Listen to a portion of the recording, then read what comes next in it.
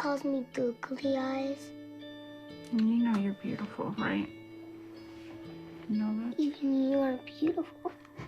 I got bullied for wearing glasses. Share if you're against bullying. We put it out there, just took off. 3 million people have shared this post. Don't let bullies get you down. I stand with you. My whole family's wearing glasses. I wear glasses and I'm proud. I even have the army on my team. All the kind comments brought my child joy. I don't feel thank you is enough. Thanks.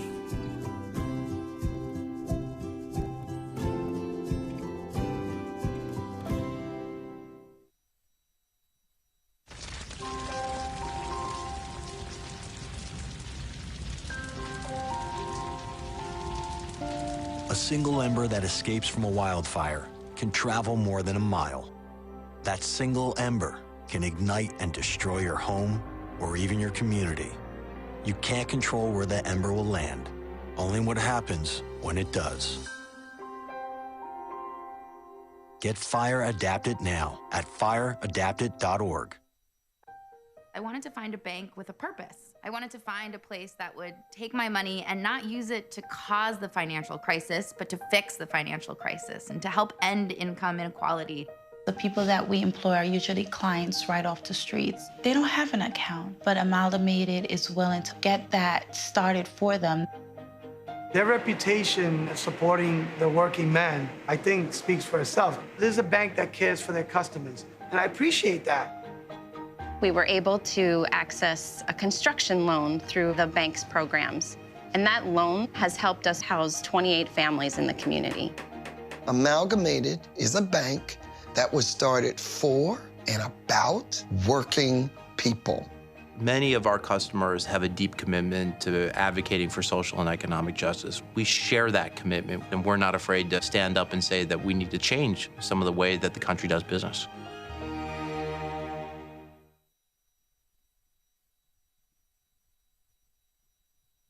I grew up in the housing projects of Cleveland. I didn't even know that life could be any better than it was. Education for me has been a way to get away from the agony of what was normal life. I want to be able to impact the community, not just look back on where I came from, but to reach back to where I came from and pull some people up with me. My name is David, and I am your dividend.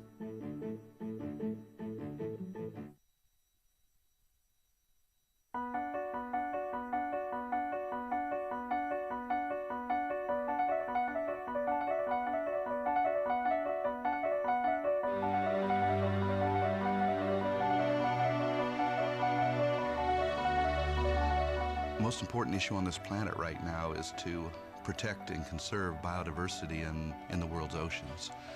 And I don't think people realize just how intimate our connection is with the oceans themselves. Not only do they provide the very foundation of life and control our weather, but life just simply could not exist without a healthy ocean. The real problem, though, is apathy. It's all out of sight. It's all out of mind, and people don't even think about it. But it doesn't matter whether you live in Peoria or on the coast. The fact is, whatever happens in the ocean affects all life forms on the planet Earth. If the oceans die, then civilization collapses. We all die. We cannot live on this planet without the oceans. This is, in fact, not the planet Earth. It's the planet ocean, but because we're a land-dwelling species, we refer to it as Earth. But it is the planet ocean, and the oceans are the heart and the foundation of all life on the planet.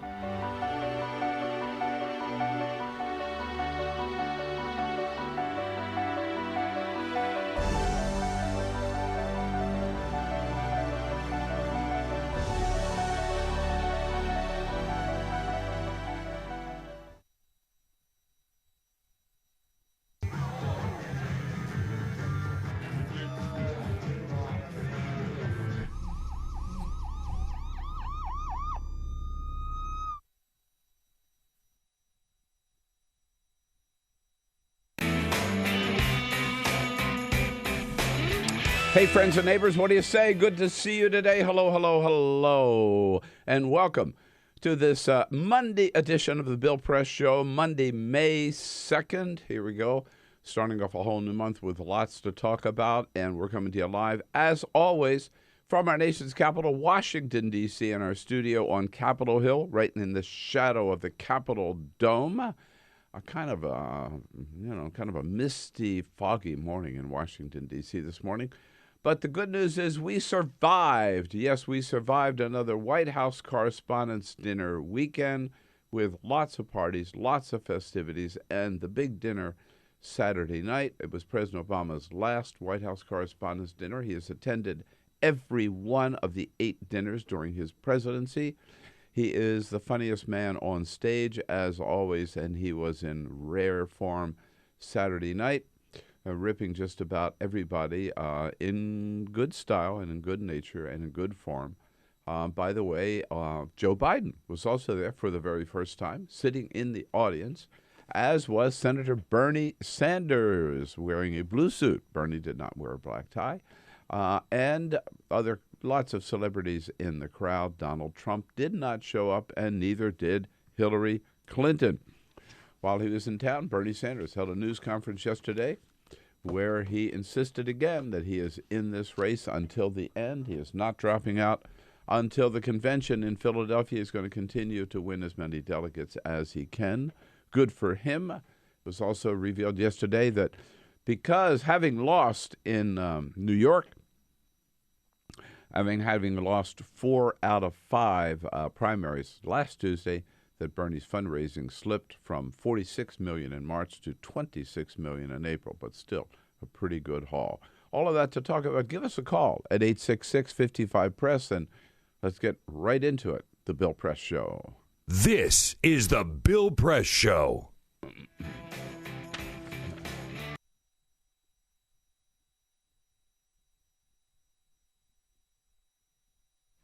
"21.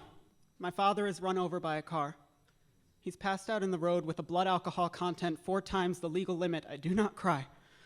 4 months later, the nurses lose his pulse, and I wonder whose life flashed before his eyes. Rewinding VHS tapes, old home videos. 20. 19, I haven't brought a friend home in 4 years. 18, my mother sips the word divorce. Her mouth curls at the taste like it burns going down. 17, I start doing homework at Starbucks. I have more meaningful conversations with the barista than with my family. 16, I wait for Christmas Eve. My brother and I usually exchange gifts to one another early. This year, he and my father exchange blows. My mother doesn't go to Mass. 15, I come up with the theory that my father started drinking again because maybe he found out I'm gay. Like, if he could make everything else blurry, maybe somehow I'd look straight. 15. My mother cleans up his vomit in the middle of the night and cooks breakfast in the morning like she hasn't lost her appetite. 15. I blame myself. 15. My brother blames everyone else. 15. My mother blames the dog. 15. Super Bowl Sunday, my father bursts through the door like an avalanche, picking up speed and debris as he falls. Banisters, coffee tables, picture frames, tumbling, stumbling. I find his AA chip on the kitchen counter. 14. My father's been sober for 10, maybe 11 years. I just know we don't even think about it anymore. 13. 12. 11, Mom tells me Daddy's meetings are for AA. She asks if I know what that means. I don't. I nod anyway. 10. My parents never drink wine at family gatherings. All my other aunts and uncles do. I get distracted by the TV and forget to ask why. 9. 8. 7. 6. I want to be Spider-Man. Or my dad. They're kind of the same. 5. 4. 3. I have a nightmare. The recurring one about Ursula from The Little Mermaid. So I get up. I waddle toward Mommy and Daddy's room, blankie in hand. I pause. Daddy's standing in his underwear, silhouetted by a refrigerator light. He raises a bottle to his lips. 2. 1. 0. When my mother was pregnant with me, I wonder if she hoped, as so many mothers do, that her baby boy would grow up to be just like his father.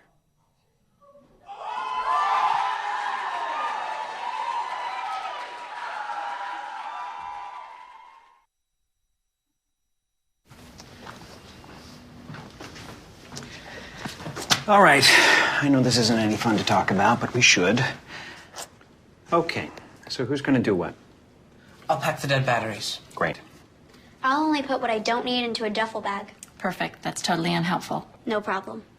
Meanwhile, I will try to comfort everyone by speaking in a calm voice. And I'll try to get the generator going without any gas. Oh, let's not forget the cell phones, which probably won't work. Right. And who is going to handle supplies? I can forget to do a list for us. Thanks, pal. Well, I think we couldn't be any less prepared. I'm proud of you guys. Talk to your kids about who to call, where to meet, what to pack. Visit ready.gov/kids for tips and information. Online, this is the Bill Press Show. Indiana, where Ted Cruz is going to stop Donald Trump. Only problem is the latest poll showed Ted Cruz 15 points behind Donald Trump. Yeah, how's that going to happen? What do you say? Hello, everybody. Happy Monday, May 2nd. Good to see you today, and welcome to this special Monday edition of the Bill Press Show, coming on the Monday after the White House Correspondents' Dinner and an entire weekend of events and parties and celebrations and just basic carousing here. Prom weekend, we call it, in Washington, D.C., but somehow we, made it through another one. And we're here with you to talk about the big news of the day. Bernie Sanders having a news conference here in Washington, D.C. yesterday, and all eyes on Indiana, where Donald Trump, 15 points ahead, the latest poll showed Donald Trump 15 points ahead of Ted Cruz, and Hillary Clinton and Bernie Sanders basically tied in Indiana. So the Democratic beat goes on. Good to see you today. Look forward to hearing from you at 866-55-PRESS. Give us a call. Or you can send us your comments on Twitter at BP Show or on Facebook at facebook.com/BillPressShow. Team Press assembled and ready to go. Peter Ogburn, Jamie Benson. Hello, hello, hello. Here we go. Hey, good morning. Weekend. Happy Monday. Yes, indeed. Yeah, right. We'll talk a little bit about that. Peter, on the scene, Saturday night. Ray Rogers here to take your calls at 866-55-PRESS. Good to have Ray on board, as well as Cyprian Bolding at it again as our videographer this morning. And today is a notable day. It was 5 years ago. We were all at the White House Correspondents' Dinner on a Saturday night, and little did we realize on that May 1st Saturday night that the president had given the Navy SEALs final orders and final okay to go in and kill or capture Osama bin Laden the next night. 5 years ago today, May the 2nd, he appeared in the that cross hall, they call it, of the White House to make this announcement to the American people. I can report to the American people and to the world that the United States has conducted an operation that killed Osama bin Laden, the leader of al-Qaeda. What a dramatic moment. And little did anybody realize that evening at the White House Correspondents' Dinner what was actually going on behind the scenes.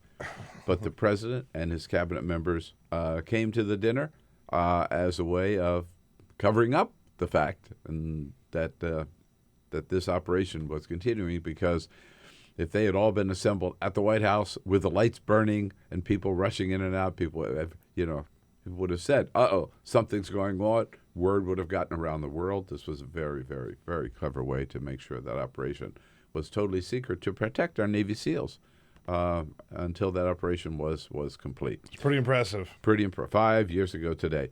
Lots coming up here. Elias Isquith from Cafe.com will be joining us, as he does every Monday. Paul Singer here from USA Today. We'll also have reporters in from The Hill.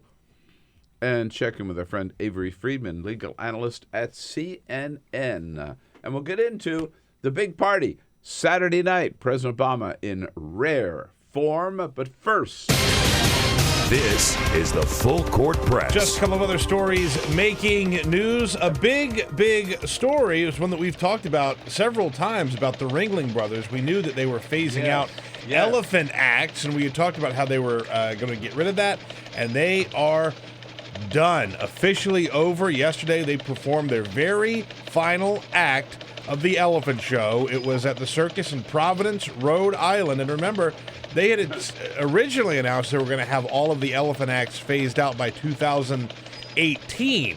But they said that they would be able to get it done early, so they finished it up yesterday. All of the elephants that they currently have on tour will be heading to Florida to a conservation center, and they will no longer be a part of the traveling circus show with Ringling Brothers. It's a very cool story. This is tremendous. Right. Yeah. Really tremendous. And you know what? Cirque du Soleil, I give them a lot of credit. Right? Yeah. They're the best circus around right now. I mean, they're more than a circus. It's just phenomenal, every show that I've seen. And they were the first ones to say, we're going to do a circus. No animals whatsoever. Yeah. Whatsoever. Yeah. Right. Paul McCartney played a big concert in Little Rock, Arkansas last week, and he had two very special guests, two members of the Little Rock Nine. Now, you might know that the song Blackbird by the Beatles was written about the Arkansas Nine, and so afterwards they tweeted out some photos of Paul McCartney meeting Thelma Ware and Elizabeth Eckford, both who still live in Little Rock. They were special guests of Sir Paul McCartney at the show, and he welcomed them backstage afterwards to tell them thank you, and he certainly pulled a lot of inspiration from them for That's really for cool. a very good really song. Cool. Good for him. Good for them. All right, Bill. Yes.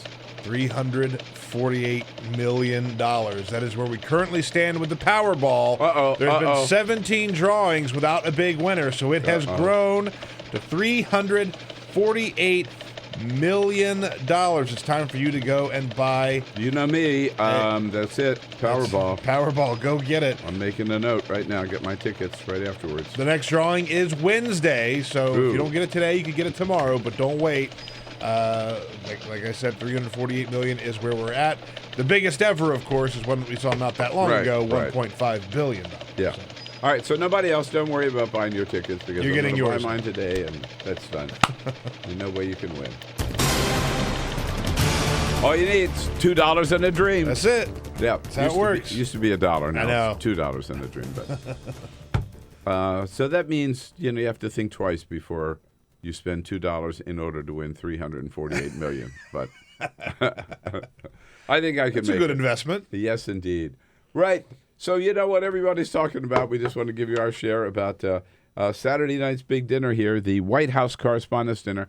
It started back in the 1920s, by the way, the first president who. So the idea was that once a year, the reporters who cover the White House and who are fighting all the time for access and for information, and so the reporters on one side, and then the guy they're trying to get access to and information from, the President of the United States, and that tends to be, or can be, a very adversarial situation that one night a year, they decided back in the 1920s, they would bury the hatchet, basically, sit down with the President of the United States and just have a nice dinner.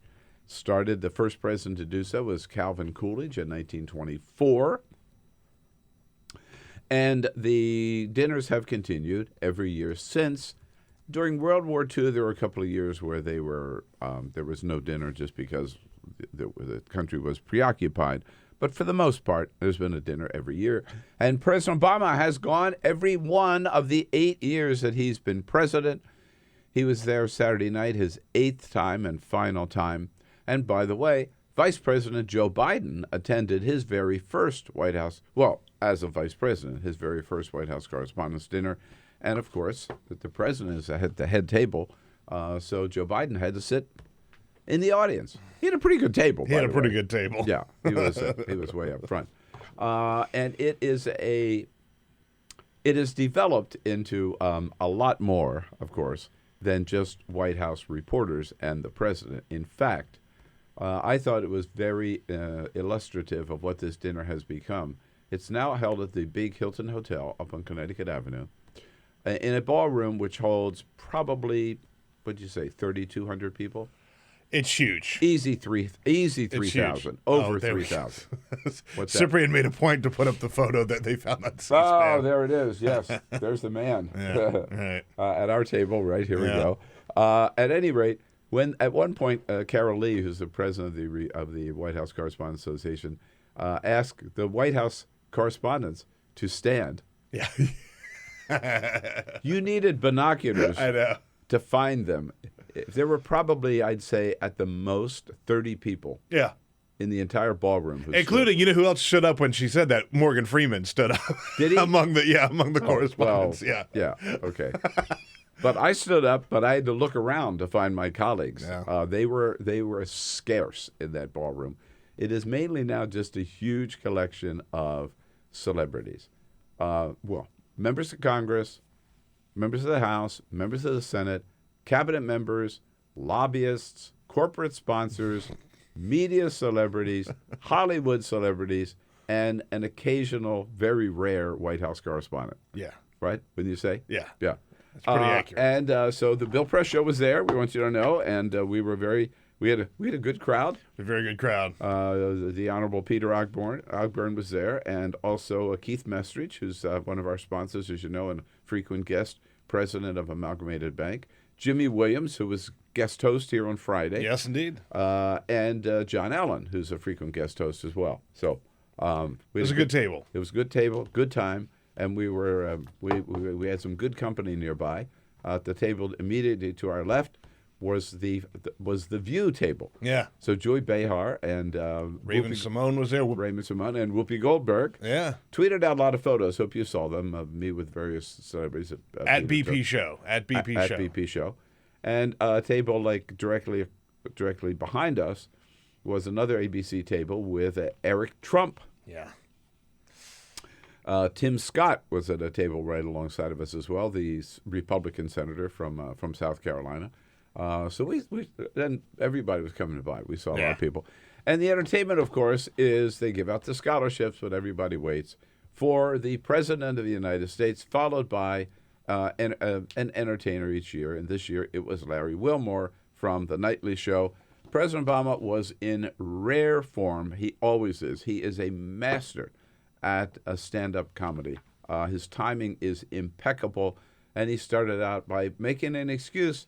He was a little late, he said. I was running on CPT. I don't get it. Yeah, right. Which stands for jokes that white people should not make. Yes, we remember Hillary Clinton and Bill de Blasio making the CPT joke awkwardly in front of a black audience in New York. Didn't go over too well. And the president did say, this is his last dinner. He's got a lot of good material, but this is the last time he can use it at the White House Correspondents' Dinner. But he's not worried because he'll have another chance. Here we are. My 8th and final appearance at this unique event. And I am excited. If this material works well, I'm going to use it at Goldman Sachs next year. A little slap at Hillary. Yes, a big slap at Hillary. Everybody got it, enjoyed it. In the audience was Bernie Sanders, who, like every man, the candidate for every man, did not show up in black tie. He wore just a blue serge suit and a blue tie. Bernie, you look like $1 million. Or to put it in terms you'll understand, you look like 37,000 donations of $27 each. Bernie got a big joke and laugh out of that, and he stood up and waved. We were sitting next to the View table, as you mentioned. I was right next to Joy Behar, and so we were talking a little bit. And as he was giving... I love Joy Behar. She's great, but she is a comedian. I mean, she is a stand-up comic. She does and as the president was doing, she just kept saying, he is fantastic. He is so good at the way he delivers his lines. Absolutely. I think we're taking this for granted. The next president, whoever it is, is not going to be nearly as good as never match that. And again, the president kind of took a little swipes at everybody. He talked about Hillary, how Hillary Hillary, it's a little awkward when she tries to reach out to young voters who are flocking to Bernie Sanders. You've got to admit it, though. Hillary trying to appeal to young voters is a little bit like your relative who just signed up for Facebook. Dear America, did you get my poke? Is it appearing on your wall? I'm not sure I'm using this right. Love, Aunt Hillary. Aunt Hillary. You know, that said so much about Hillary being out of touch with young people. That's pretty great. It was pretty cruel. Aunt Hillary. Aunt Hillary, yes. Mm-hmm. And the president was very, very happy that his poll numbers and his approval numbers are so high lately. In my final year, my approval ratings keep going up.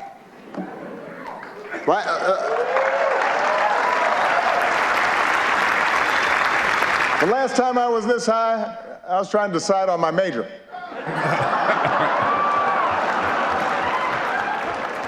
I mean, you knew that was coming. Poor Larry Wilmore is the guy that has to follow Barack Obama. No matter who it is, following Barack Obama is tough. Others have done a pretty good job of it, however, I got to say. Seth Meyers was, in my mind, the best. Wanda Sykes was really incredible. Larry Wilmore, not so great. First of all, Joy Behar told me on the way out, she turned to me, she said, I can't believe they had him there. He sucked. She hated playing solitaire on her phone throughout his entire speech. Is that right? She was so bored. Yeah. By the way. So Larry starts out with a little dig at the president, I guess. Oh, I just got a note from the president saying that if you want another drink, you should order it now because the bar will be closing down. Of course, he said the same thing about Guantanamo, so you have at least another 8 years. So, yeah. Some of his jokes barely got a response from the crowd. You know, some were painful, some were good. Yeah, some were really painful. I think overall he was fine, right? Like not good, not great, he didn't bomb. He certainly didn't bomb, but he was fine. I'd give him a 5 on a scale of 10. Okay. So maybe his best rip was when he went after Ted Cruz as the Zodiac Killer. Yeah, that's right. Yeah. Anyhow, you probably saw it on C-SPAN or somebody else carried it. I think Bloomberg did too. Your comments, your thoughts, 866-55-PRESS. Let's talk about it. We'll be right back on The Bill Press Show. Follow us on Twitter @BP Show. This is The Bill Press Show.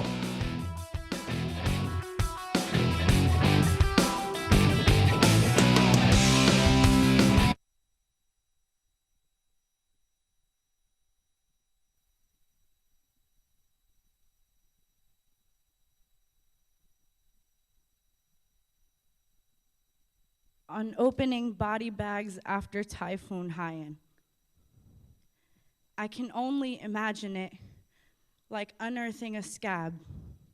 Zipper breaks open one by one. Mothers trying to dig through themselves an umbilical cord to lend life to a limp ghost. There is not enough relief here to hide the scent of what this child used to be. The coconut trees are not high enough to see over the inside out that was made here. Bags do not have the honor of being called burial plots. Churches ain't supposed to be mausoleums. Tacloban was morphed into ground zero. And I watch this while it snows in Madison, Wisconsin, a place where it's easier to live as a rodent than it is to be a colored person. This place drowns my people in a different way. I inhabit both places like Jigsaw corpse trying to find itself whole. These brown boys in Tacloban aren't my cousins, but I want to carry them to safety. These brown girls in Tacloban aren't my daughters, but I want to tell them they're still growing after this choking, but I'm still an ocean away, a language farther from root, a skin tone lighter than the sand, born there, raised here, home nowhere. To watch this storm is a sorry excuse for mourning. It is to need the sun desperately. It is to realize that your body is in one country while your grief is in another. To look at your house walk to a river and come back to no house is to be Filipino. To look at your motherland hurting from a TV screen is to be Filipino American. To watch my islands through the blue eyes of Anderson Cooper is the most American I have ever felt. But I still cry for them. And I still pray for them because God tried to make them Atlantis before they were ready to be a myth just yet, because rebuilding is the Filipinos' most intrinsic muscle memory, but most painful trauma, because relief is just a word whose Tagalog translation I don't even know, because this poem is all I can give for my country bleeding in salt water. Hail Mary, full of grace, the Lord keeps trying to drown us. Hallowed be thy bodies. Thy kingdom come down in waves and winds on earth as it is destroyed. Take us this day our daily rations and forgive those who have tried to kill us as we forgive those who have tried to kill us. Holy Mary, Mother of God, pray for us whose skin has always meant sin now and at the hour of our death. Amen.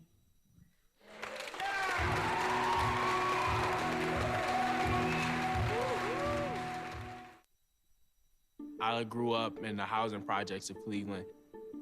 I didn't even know that life could be any better than it was. Education for me has been a way to get away from the agony of what was normal life. I want to be able to impact the community, not just look back on where I came from, but to reach back to where I came from and pull some people up with me. My name is David, and I am your dividend.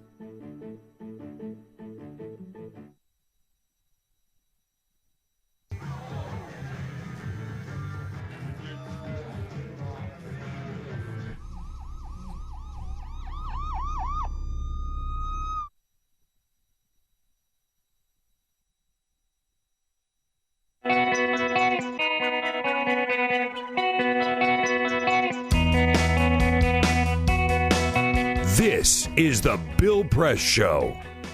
Hey, here we are, 27 minutes now after the hour. We survived the White House Correspondents' Weekend, a round of parties that started Thursday night and ended sometime yesterday. And one of the, we had a good time at the dinner, the five of us who were there, but enough said. Peter, yeah. You got some quick comments? That's right. Don't forget to follow us on Twitter at BP Show. You can, of course, chime in with any of your comments at any time. Holly weighs in. She reminds me of the best Larry Wilmore joke about Morning Joe being so far Trump's ass, yes. He ran into Chris Christie. That was, yeah. That was pretty good. I enjoyed that one as well, right?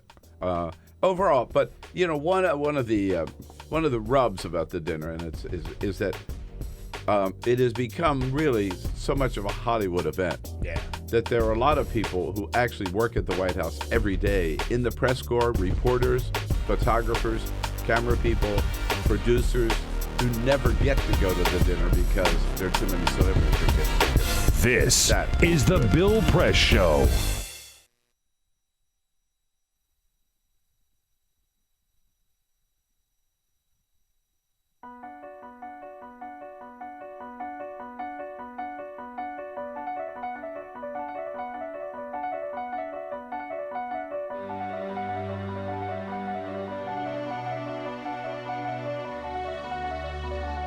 The most important issue on this planet right now is to protect and conserve biodiversity in the world's oceans. And I don't think people realize just how intimate our connection is with the oceans themselves. Not only do they provide the very foundation of life and control our weather, but life just simply could not exist without a healthy ocean. The real problem, though, is apathy. It's all out of sight, it's all out of mind, and people don't even think about it. But it doesn't matter whether you live in Peoria or on the coast. The fact is, whatever happens in the ocean affects all life forms on the planet Earth. If the oceans die, then civilization collapses. We all die. We cannot live on this planet without the oceans. This is, in fact, not the planet Earth. It's the planet ocean, but because we're a land-dwelling species, we refer to it as Earth. But it is the planet ocean, and the oceans are the heart and the foundation of all life on the planet.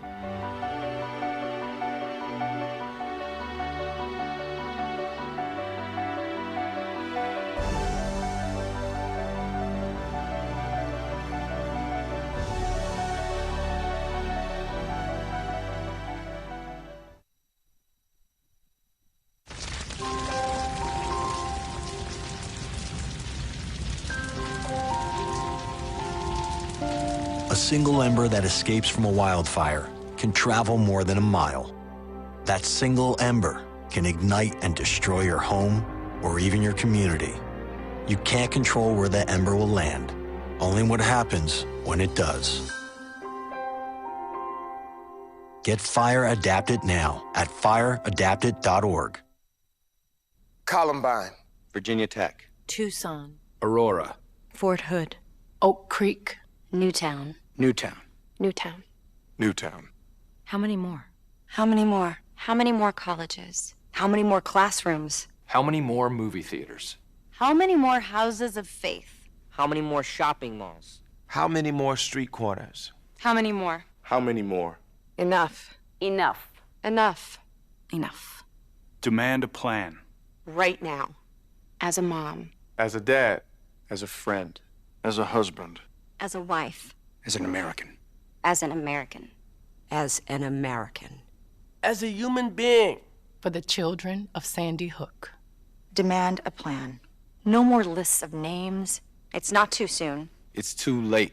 Now is the time. Before we all know someone who loved someone on that list. No more lists.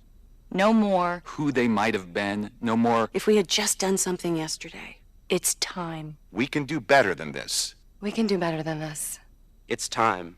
It's time. It's time for our leaders to act. Demand a plan. Right now. Right now. You! Demand it! Enough. Enough. Enough. Enough.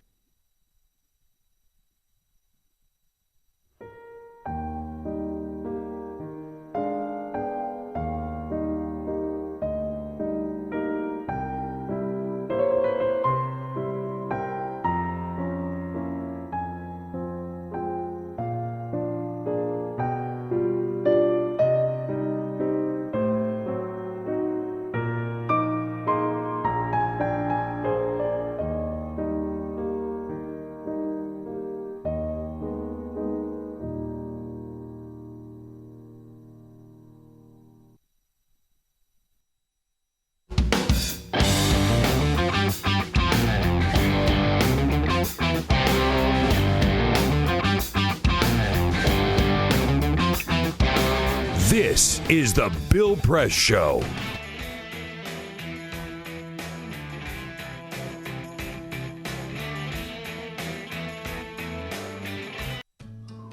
You wouldn't let money just blow out of your house. So when your AC or heater is on, make sure the doors, windows, and fireplace flue are shut tight.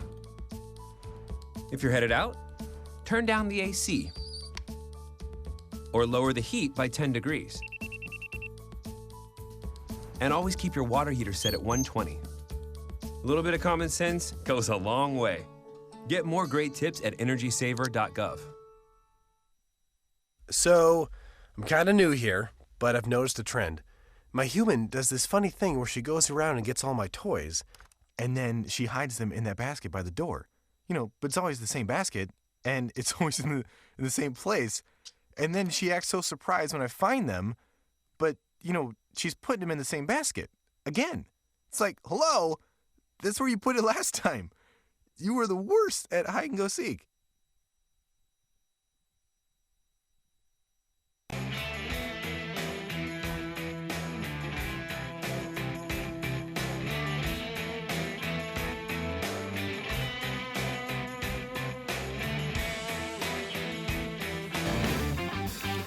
Here we are now at 34 minutes after the hour, the Monday morning after the big White House Correspondents' Dinner here It's a big event every year in Washington, D.C. It gets bigger and bigger, but it's really turned in far more than what it was in the beginning. It was just a chance for reporters and the president to have basically a night off.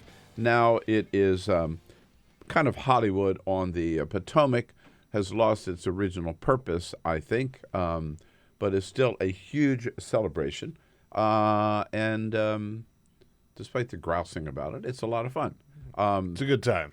And Larry Wilmore, again, the entertainer for the... I almost think that, well, certainly, as long as President Obama was in the White House, they could have just forgotten about the comedians. I mean, make Obama the headliner. Right, exactly. You know? Right. And Larry Wilmore did have a couple of good lines, including one about Hillary cross-dressing. Donald Trump said that if Hillary Clinton were a man, he didn't think she'd get 5% of the vote. Okay, all right. First of all, if Hillary Clinton were suddenly a man, her biggest problem would be finding a bathroom she'd be allowed to use in North Carolina.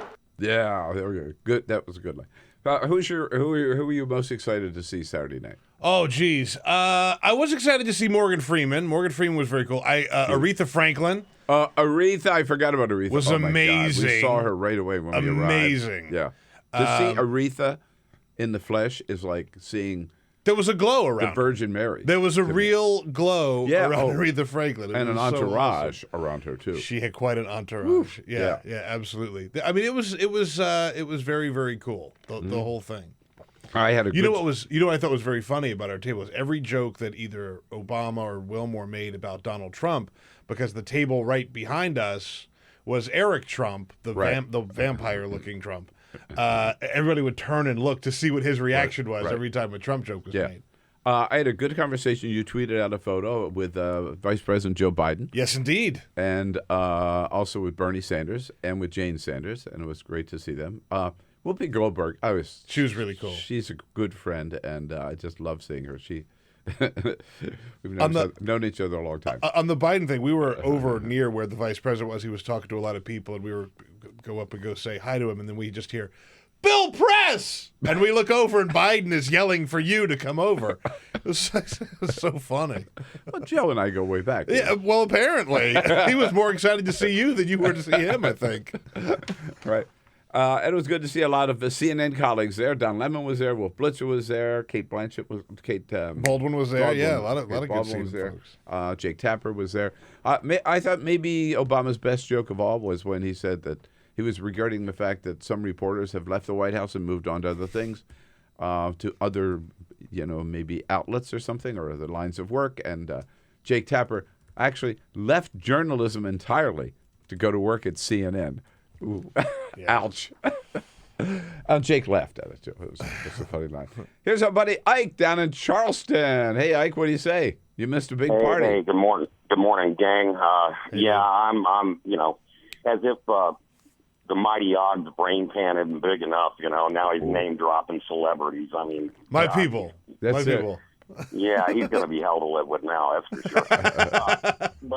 But I have to say I was disappointed. I thought security was a hell of a lot tighter than that. When I saw him in the room, I was like, holy crap. And I was disappointed, too. Hey, that outfit that you picked to wear that night, it was really disappointing. I was hoping you'd get one of those tuxes from like they wore in Dumb and Dumber. That would have been great. A nice powder blue tux. Oh yeah, totally. I really should. I really should have branched out. I didn't think about that. There were more people. Go ahead, Ike. Do we have any hangover stories? Yes, we do, but they are not for I ain't air. telling. No hangover stories I'm willing to share right now. Put it this way: most of the fun over the White House Correspondents' Weekend is the parties. Yeah. After the dinner. Afterwards. That I talked to friends yesterday who left their last party at 6 a.m. Yeah. I was long in bed by that time. How about George up in Englewood, New Jersey? Hey, George, what do you say? How you doing, Bill? Hi, good. What's up? Good. Yeah, the correspondence dinner was good. Larry Wilmore's jokes ran flat, but it's that last comment that if I could went through that screen, I would choke that man when he called President Obama Oh yeah, you know what? I even for another African American to be calling another, no, it just. Yeah. I thought it was hilarious. Did you? I Really? thought it was really funny, and I love that it made everybody uncomfortable. It did make everybody uncomfortable. Yeah. I was stunned that he did it, and I think Obama was too. Obama laughed. Oh, you're right. I think he was stunned, but Obama laughed. I thought it was hilarious. Yeah, it's there were times when Larry Wilmore crossed the line, and that was one of them. Yeah, I thought at any rate. So now we focus on Indiana. Starts tomorrow. Indiana, yeah. And Indiana, remember. By the way, the countdown clock is already on CNN. Oh, so right. you know. Larry Wilmore did make fun of the countdown clock, right? Yes, he did. I forget what his line was about the countdown clock. But the thing about Indiana, so again, this is where Ted Cruz has said, this is it. This is where he and John Kasich, right, made their deal. So Kasich is not campaigning there, not spending any money there as if he had any money to spend. Ted Cruz, it's all in his hands. This is where he is going to stop Donald Trump. The problem is the latest poll came out yesterday on the Republican side showing Donald Trump with a 15-point lead over Ted Cruz.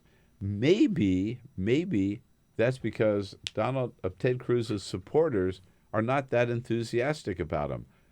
For example, the governor of Indiana, Mike Pence, did say he's going to vote for Ted Cruz. But first of all, in talking to WIBC radio over the weekend, he had some nice things to say about Donald Trump. I particularly want to commend Donald Trump, who I think has given voice to the frustration of millions of working Americans with a lack of progress in Washington, D.C. And I'm also particularly grateful that Donald Trump has taken a strong stand for Hoosier Jobs. When we saw Jobs in the Carrier Company abruptly announce leaving Indiana, not for another state, but for Mexico, I'm grateful. I'm grateful for his voice in the national debate. What kind of endorsement is that? No, he says... If you stop it right there and you say, Mike Pence just endorsed blank, you'd think he was endorsing Donald Trump. Right. And if I were Donald Trump, as if he needed it, I would take that statement right there. Yeah. And make it, thank you, Governor Mike Pence. What an endorsement. Thank you, Governor Mike Pence. Instead, then, having said all of that and showered all that praise on Donald Trump, Pence continues now with the same talk show host. Now, let me say I've come to my decision about who I'm supporting, and I'm not against anybody, but I will be voting for Ted Cruz in the upcoming Republican primary. Yeah, he might as well have said, I'm voting for, I'm writing in, Jeb Bush or something, because it was so after the fact, right? I mean, if you're a politician and you work for someone's endorsement, right? You want a full-throated, committed, this is the best person, this is the only person that can lead the country, not someone who spends half the interview praising your opponent. So it looks like, and we'll talk more about this, of course, tomorrow and Wednesday, but it looks like Donald Trump is going to clean up in Indiana, and at which point Ted Cruz is going to be pretty hard-pressed to explain why he is even still in the race. Yeah. Because, again, this is the do or die for Ted Cruz, and it looks like he will die. On the Democratic side, by the way, that same poll shows Hillary Clinton and Bernie Sanders basically tied. I talked to the senator's campaign manager yesterday and his chief strategist, both of whom told me that their polling shows very strong in Indiana. It could be a Bernie Sanders upset in Indiana tomorrow. Elias Isquith from Cafe.com standing by with his take on the news of the day. We'll check in with Elias when we come right back. Your place to talk about the 2016 election. This is the Bill Press Show.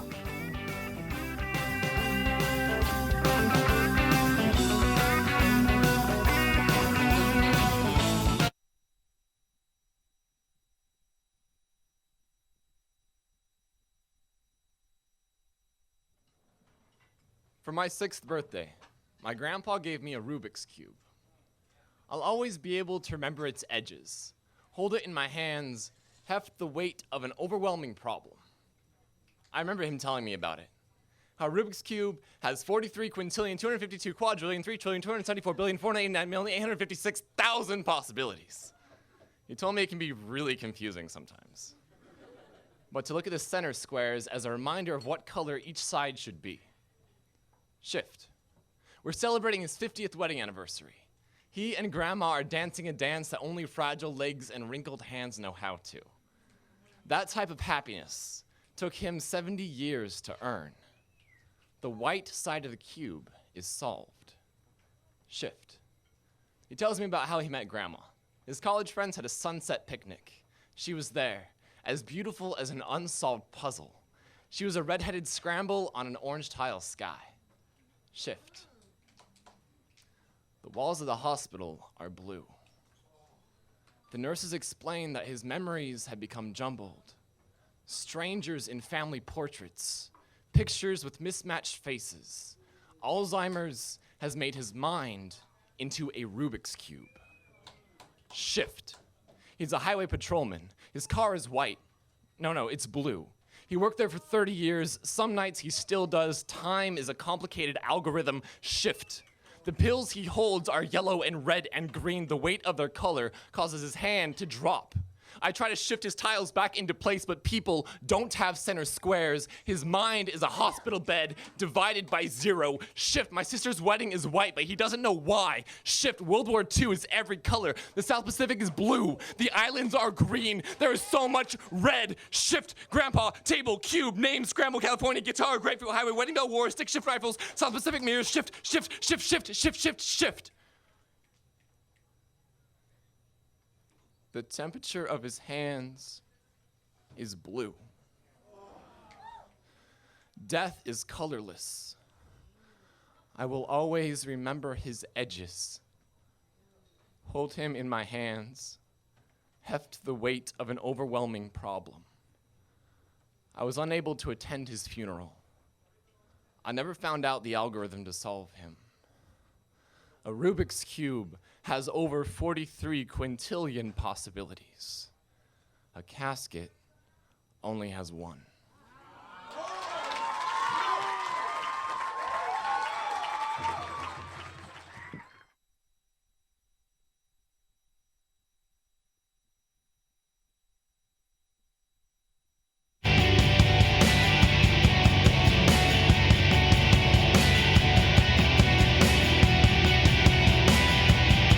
On your radio, on TV, and online.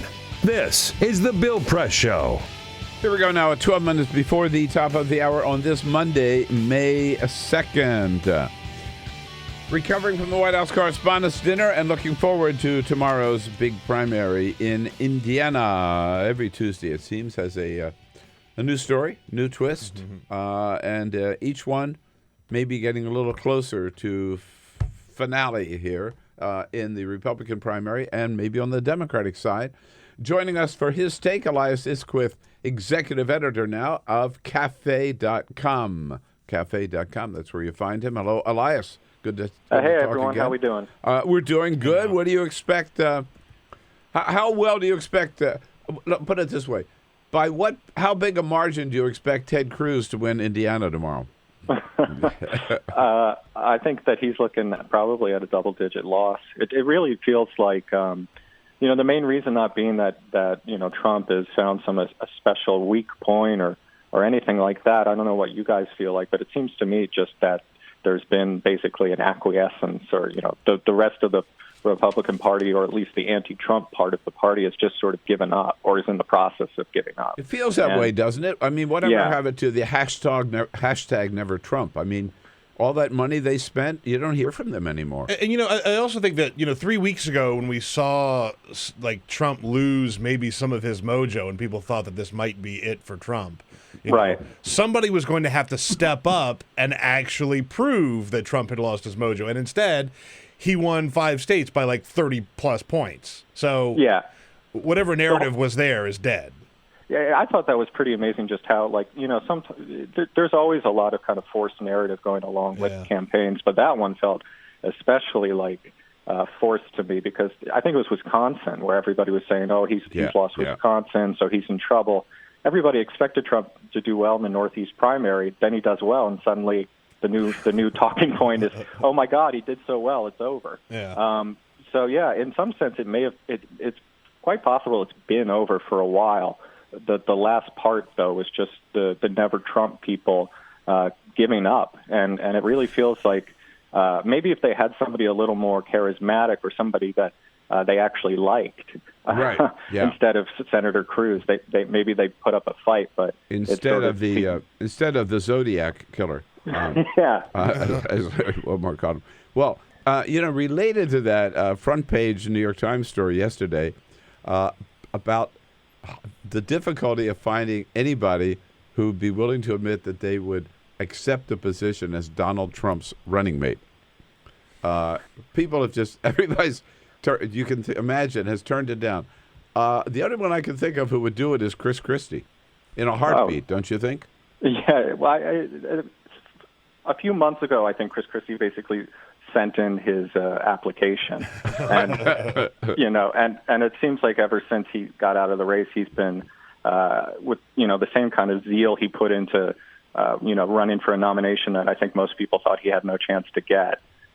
He's devoting towards being Trump's sidekick, which Trump is such a bully. He kind of reminds me, just in this very limited sense, of the stories you will hear about how LBJ treated Humphrey when Humphrey became his Veep, and if Christie became Trump's partner, I can't imagine the relationship would be any different than that. Which means that Trump would constantly be belittling him and making fun of him, and making him stand behind him. Right? Yes, exactly. Whenever there's some event that Trump has made clear he doesn't want to go to, he'll crack a joke about how he'll send Chris Christie instead. Because that would be amusing, but I don't think it's going to happen because I think Trump basically feels like he's already defeated Christie. And since the main thing for him in all this is just kind of a brute competition, I don't know. I don't see it happening. Bernie Sanders said something interesting at his news conference in Washington yesterday, that he fully expects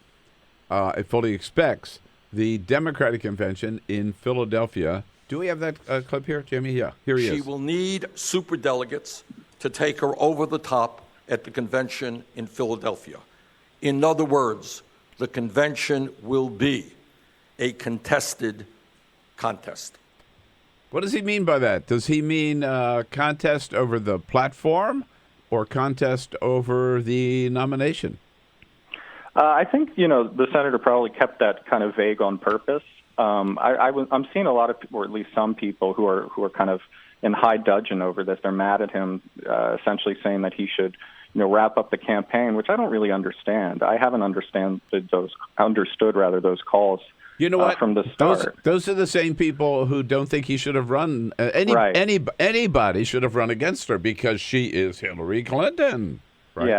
Yeah. So in some sense, that was always kind of a disingenuous criticism of him, and I think it's kind of maintaining its basic essence here. And it makes sense for Senator Sanders to talk that way because, to go back to Donald for a second, you can't have a good negotiation if you don't have any leverage. Right. And I think everything he's doing right now, I think they are earnestly running a campaign still, but I think also he's well aware that he wants to come into that convention with as much momentum as possible, if for no other reason, so he'll be listened to when it's time to hash out things. Right, and he's got like 1,500 delegates, right? Or he'll have over 1,500 by the time he gets there. And he's got every right, to take those delegates and that message all the way to the convention. Elias, that's it. You hear the music. We're out of time, so we'll catch up with you next week. Thanks, man. All right, thanks as always. Elias Isquith, cafe.com. Connect with The Bill Press Show on Twitter. Follow us at BP Show and tweet using the hashtag WatchingBP. This is The Bill Press Show.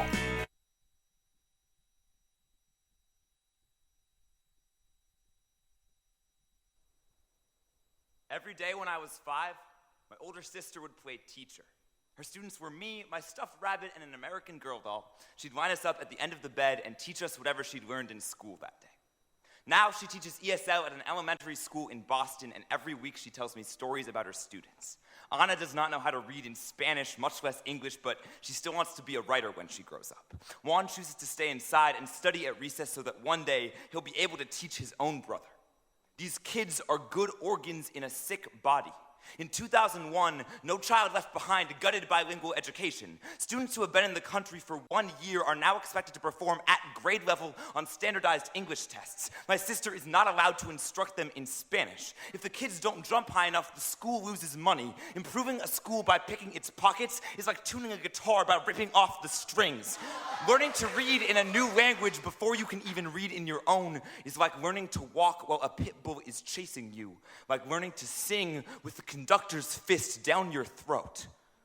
This year for my sister's birthday, I got books for her students. A poem on one page in Spanish, the next in English. She is not allowed to help them read the first. Their heritage is a banned book. Learning to read in a new language when you can't even read in your own is like trying to heal a burn victim by drowning them. We are telling these children who have spent their whole lives in the deep end that they'll learn how to swim if they just float out a little farther. In the 1980s, American slaughterhouses began building corrals in curves so no animals could see the blood at the end of the tracks. This is how we kept them moving forward. In 2001, we began building the hallways of our schools in curves. This is how we keep them moving forward. You never learn, you fail the test. You never learn, you fail the test. You never learn, you drop out. I know I am lucky enough to be one of the winners of this game. I was handed a head start and a rule book in my own tongue, but the winners of a rigged game should not get to write the rules.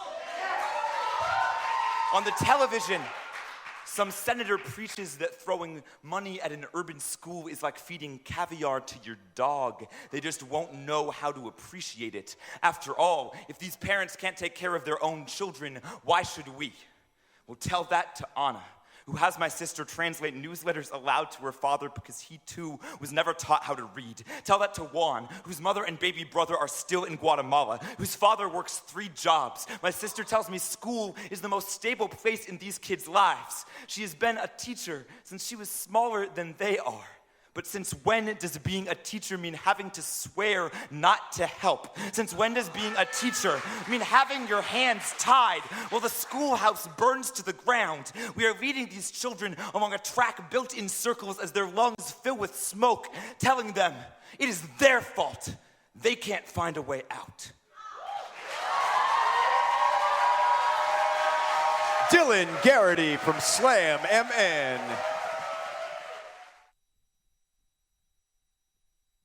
This is the Bill Press Show. From USA Today, Paul Singer, top of the next hour. Everybody knows actor Michael Kelly as Frank Underwood's chief of staff, Doug Stamper, from the show House of Cards on Netflix. He always gets invited to the White House Correspondents' festivities. And as he was surrounded by Washington, D.C. folk who just kept calling him by his character's name, Doug Stamper, over here, Doug, let's get a picture, Doug. He stopped everybody and said, do any of you actually know my real name? He was surrounded by 5 reporters, and none of them knew his name. They all just called him Doug Stamper. The guy's name is Michael Kelly. He's a real actor. He's a good actor. But I mean, maybe that's, just shows what a great actor he is, right? Yeah, or sure. Or maybe he's only ever had one role. Well. All right. Well, they still call me Bill Press. You play him on TV. This is the Bill Press Show.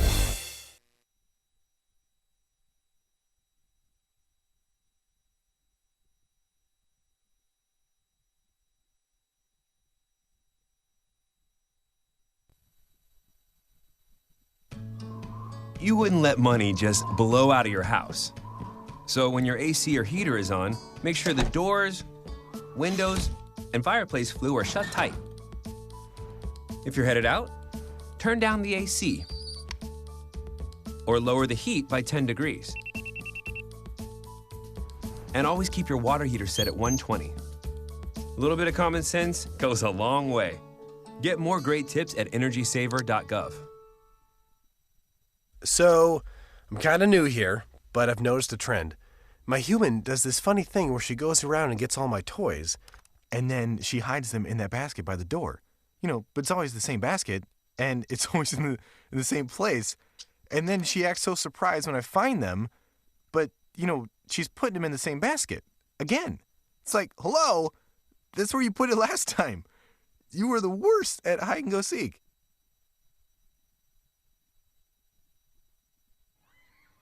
All right, guys, I want to take the last part of the day to change our focus and talk a little bit about water.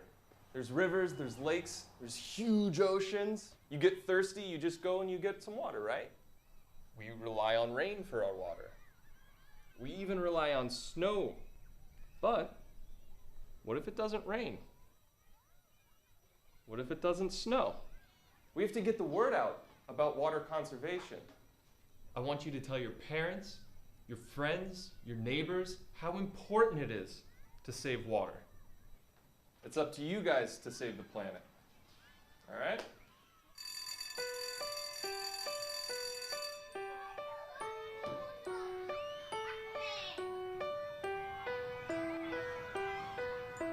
What if it doesn't rain? What if it doesn't snow? We have to get the word out about water conservation. It's up to you guys to save the planet.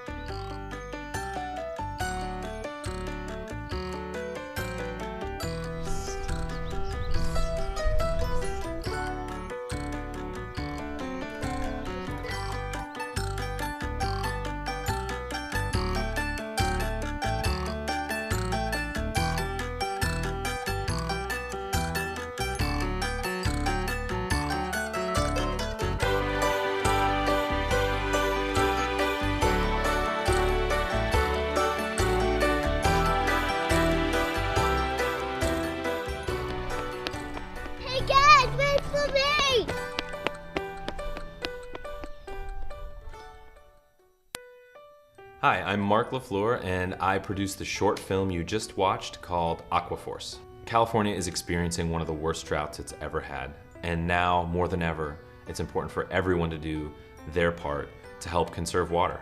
The reason I made this film is because I wanted to make something fun and informative that would get people talking about the California drought. Obviously, this is an important issue because we have a limited amount of clean drinking water. I think it was very important to let people know, especially young people, that this is an important resource, maybe our most important resource, and it's something that we can't take for granted and we certainly can't waste. I really wanted this to be something that children would respond to.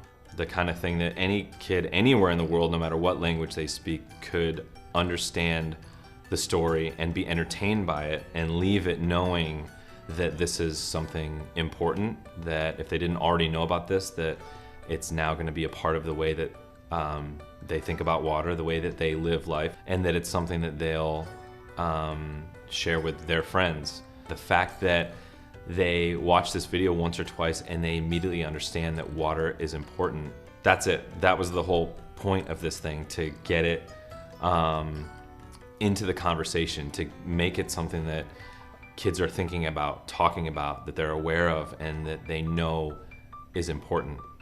This project was self-funded, so we relied on the support of our community to make it happen. It was pretty amazing to just have our neighbors, our friends, and our coworkers come together and volunteer their time and their homes and their kids to make this thing happen. Thanks for checking out the video. Keep the Aquaforce going, and thanks for watching Free Speech TV. This is the Bill Press Show. It's Indiana tomorrow, do or die for Ted Cruz. The latest poll shows maybe it's going to be die for Ted Cruz. Hello, everybody. What do you say? Happy Monday, May 2nd. It's the Bill Press Show. Good to see you today. Thank you for joining us on your local progressive talk radio station. Thank you for joining us on Free Speech TV nationwide. We're there with you on the radio and on television. I hope you had a good weekend. We're exhausted here in Washington because we partied all weekend for the White House Correspondents' Dinner. I hope yours was a little more relaxing, a little less stressful, and you're ready to jump into the news of the week with a big Indiana primary looming tomorrow. 866-55-PRESS is our toll-free number. That's how you join the conversation, and we look forward to hearing from you. Also, to getting your comments on Twitter at BP Show and on Facebook at facebook.com/Bill Press Show. Team Press in place, ready to go. Peter Ogburn and Jamie Benson. Here we are. Good morning. All right, with Ray Rogers on the phones at 866-55-PRESS. Again, that's your toll-free number. Cyprian Bolding, our videographer, on the job as always, making us look good on Free Speech TV and worldwide on our video stream, TawkrTV. And our friend and neighbor Washington correspondent for USA Today, Paul Singers, joins us in studio. Paul was the host of the big USA Today party Saturday night at the Hilton Hotel, for which we thank you. We all participated and partook of your generosity. I need to issue one correction here. Susan Page organizes our effort at that, and Susan Page is tremendous. No, she is. In fact, it was Susan does all of this stuff, and it's just fabulous. She does everything just like across the board, right? She does. She's She amazing. does. And I should also say, it was Susan who invited us all. Yeah, so she invited thank me. you, Susan. I didn't need to. Yes. Yeah. But we saw you there. Yes, we were there. We missed Susan. You didn't see Susan. Because she was busily running around doing host-related materials. I mean, she's always got... She's just phenomenal. Yeah. She could be... a prima donna if she wanted to be, because she's so good in this business, and she is not. But she's not, right? It's unbelievable. I saw her husband. I saw Carl, but I didn't see her. You're right, because she was so busy about other stuff. Yeah. But it was a good party. It was a good party. We had a nice time. Yeah, and we thank you. We had a Jenny there. All right, what was the? What was your take on Larry Wilmore? Well, Larry Wilmore had a few great lines that I think were some of them hit too hard. My favorite moment was when he said that MSNBC stands for, missing significant numbers of black correspondents. I mean, it's just true, right? Yeah. It's just true. I thought, it's a very hard thing to do to follow President Obama or any president. And Obama was at his best. And Obama was good. He has was really spectacular comic timing. One of my he had so many good lines. One of my favorites was a little dig at Donald Trump. And there's one area where Donald's experience could be invaluable, and that's closing Guantanamo. Because Trump knows a thing or two about running waterfront properties into the ground. Yeah. Now, and everybody looks over at our table was looking over at Eric Trump, who was at the next table, to see whether he was laughing or not. My favorite moment of the whole thing was Obama, did his riff on Cruz and on Kasich, and then he said, anyway, we're here to, recognize great journalism, and got all serious. He says, oh, wait, come on, you think I'm not going to talk about Trump? And then he goes off on the Trump riff. Actually, that's exactly what I was thinking when he got there, and I thought, wait, hold it. What? My favorite moment came right after that, in which he didn't tell a joke, but everyone laughed, where he said, are you proud of yourselves for creating Donald Trump? Really, he didn't laugh, he didn't smile. It wasn't. He was very serious about the attention that the media has given Donald Trump. Yeah, right, indeed. We got lots and lots to talk about, and a little reminder that for those of you out in the Madison, Wisconsin area, listening on 92.1 The Mic, I'm going to be in town this Friday morning for Breakfast with Bill. John Nichols is going to be there from The Nation magazine. So come on by. It's at the North Side Restaurant in the North Gate shopping area from 7 to 9 Friday morning. And, no big price tag, no tickets necessary. Just come on by the North Side Restaurant next Friday morning, May 6th in Madison, Wisconsin. Paul here for the first half hour. Then we'll talk to Avery Friedman from CNN. But first, Peter, this is the Full Court Press. Yes, indeed. Just a couple of other stories making news. A big announcement from the White House where they announced where Malia Obama would be going to school. She is going to be attending Harvard University, but she's not going to go directly there. She is going to take what's being called a gap year. She's going to take a year off between high school and college. We don't know what she's going to do with that gap year yet. She might travel. She might intern somewhere or work at the deli like the rest of us. I mean, that's right. Yeah. Who knows? But she's going to be taking a gap year before she attends Harvard University. So there you go. We now know. The speculation is over. See, it's another major secret kept by Obama during the White House Correspondents' Dinner. 5 years ago, it was the Bin Laden raid. This year, it was the Harvard enrollment. Right. That's right. But it's very, very smart, because another thing is that she will not have the USSS trailing her through the classrooms after the president leaves the White House. Yeah, good point. So is that true? Will she not have Secret Service at all? Do you think if she goes to Europe, they're going to send a squad of Secret Service agents with her? Yeah. No. Come on, she can't be left to wander free. Yeah, I don't think she's going to wander out there, right? She'll have some sort of protection, right?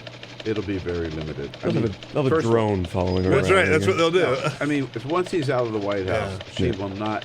She'll have some protection, but she will not be. Right. Yeah, she won't be sheltered as she is right now. Not in the SUVs. I think it's a great thing. Damn it! I wish they had gap years when I graduated from college. Yeah, sure. Really, seriously. Is it too late to take one now? Yeah.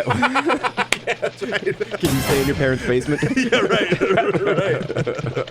We've all flown, and every now and then, we just know this is how it works. Airlines will lose your luggage. It's happened.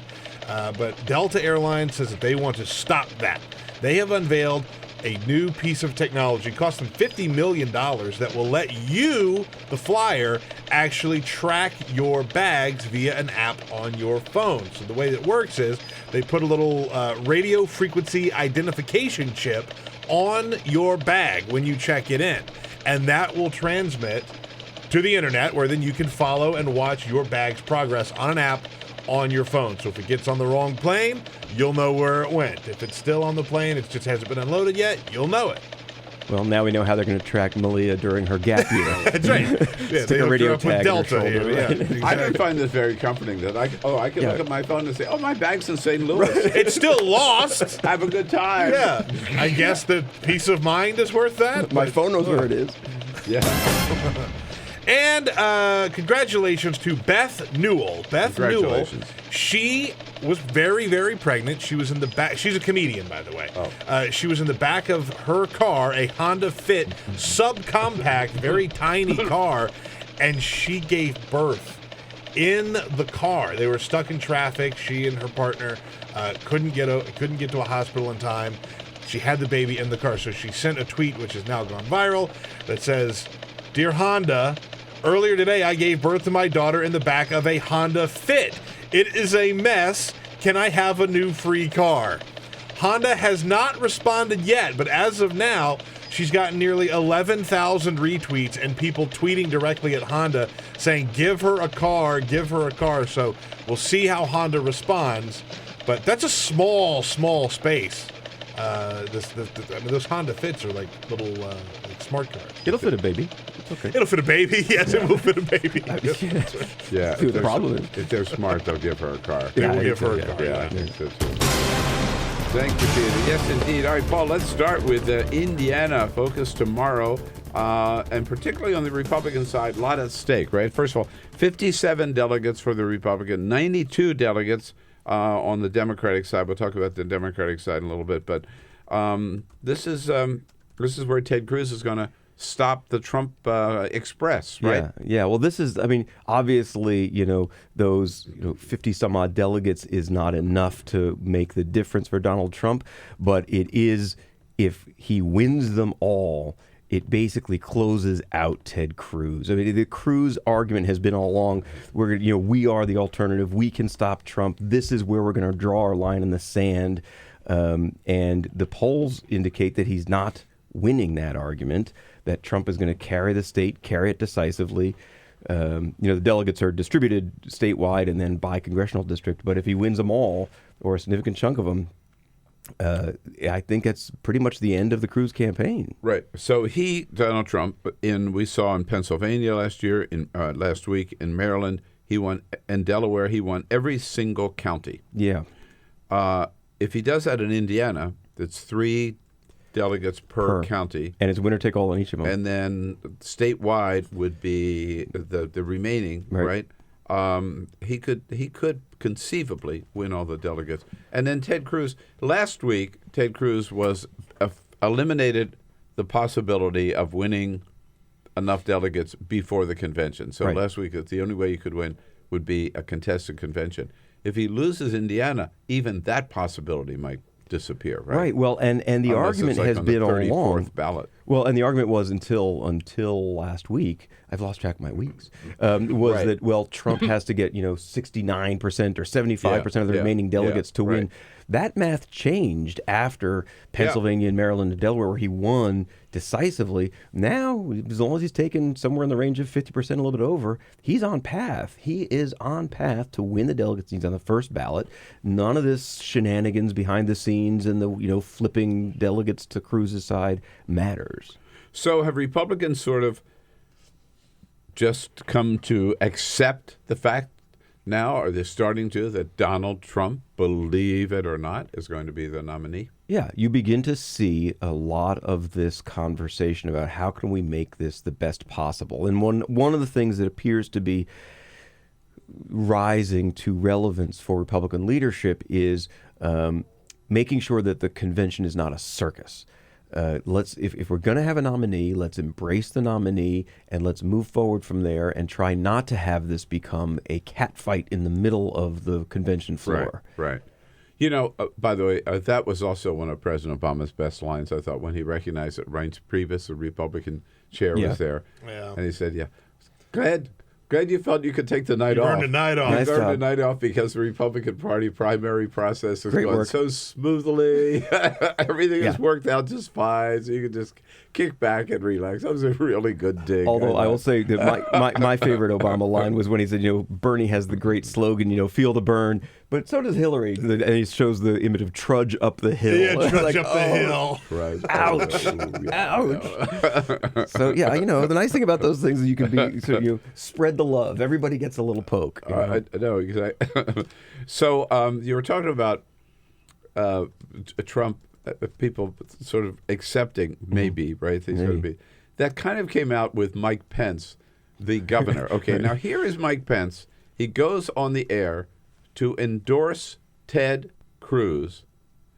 And this is how he starts on WIBC out in Indiana.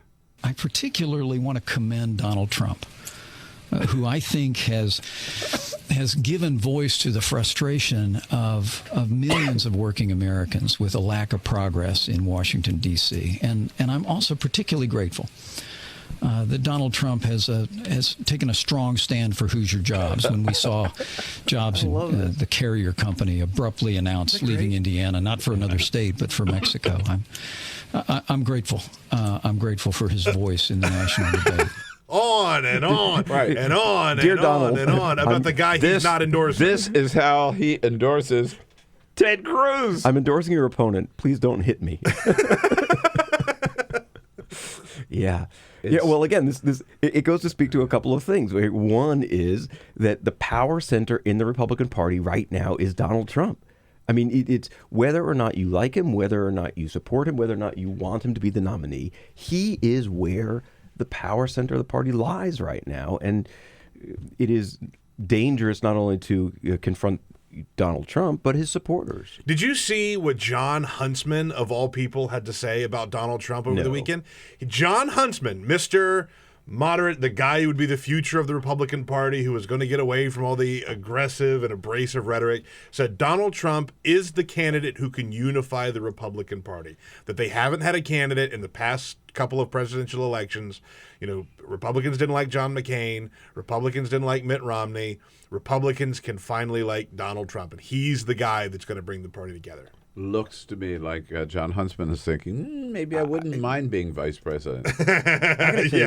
There are a lot of conservatives, particularly, who have serious doubts about Donald Trump. I mean, and I don't know, bringing the party together, maybe, but I mean, Donald Trump does not have a history of being a conservative leader, and the conservative leadership is very upset about the fact that they are losing the party to some guy who might be a Democrat. Yeah. Right. When we come back, is Bernie Sanders going away? It doesn't look like it after his news conference yesterday here in Washington. And we'll talk about the Democratic primary in Indiana as well with Paul Singer from USA Today. And you at 866-55-PRESS. Jump in. We'll be right back. Your progressive headquarters for the 2016 election. This is The Bill Press Show.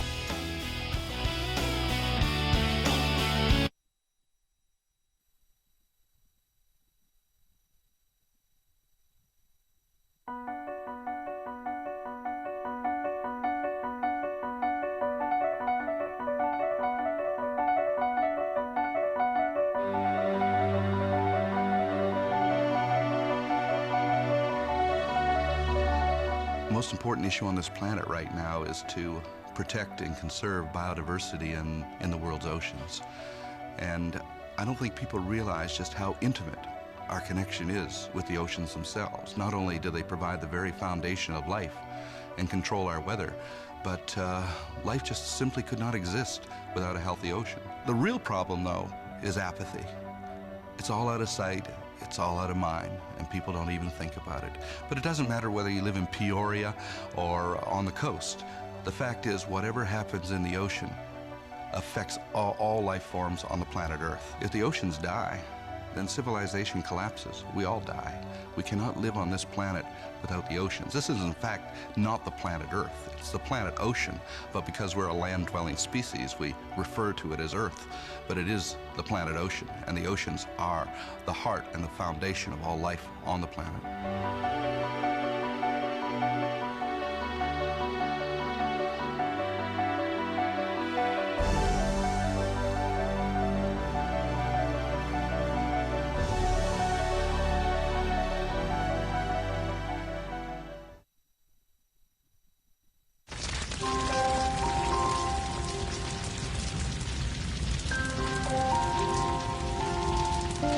A single ember that escapes from a wildfire can travel more than a mile. That single ember can ignite and destroy your home or even your community.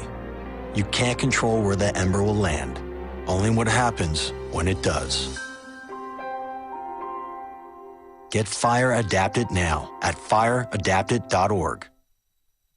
Columbine, Virginia Tech, Tucson, Aurora, Fort Hood, Oak Creek, Newtown. Newtown. Newtown. Newtown. How many more? How many more? How many more colleges? How many more classrooms? How many more movie theaters?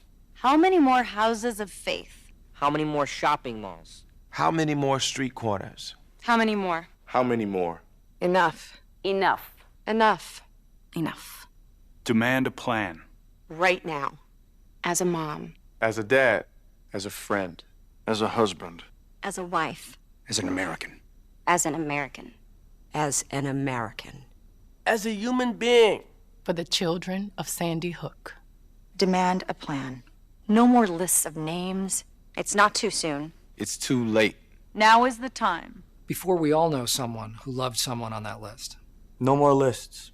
No more. Who they might have been. No more. If we had just done something yesterday. It's time. We can do better than this. We can do better than this. It's time. It's time. It's time for our leaders to act. Demand a plan. Right now. Right now. You! Demand it! Enough. Enough. Enough. Enough.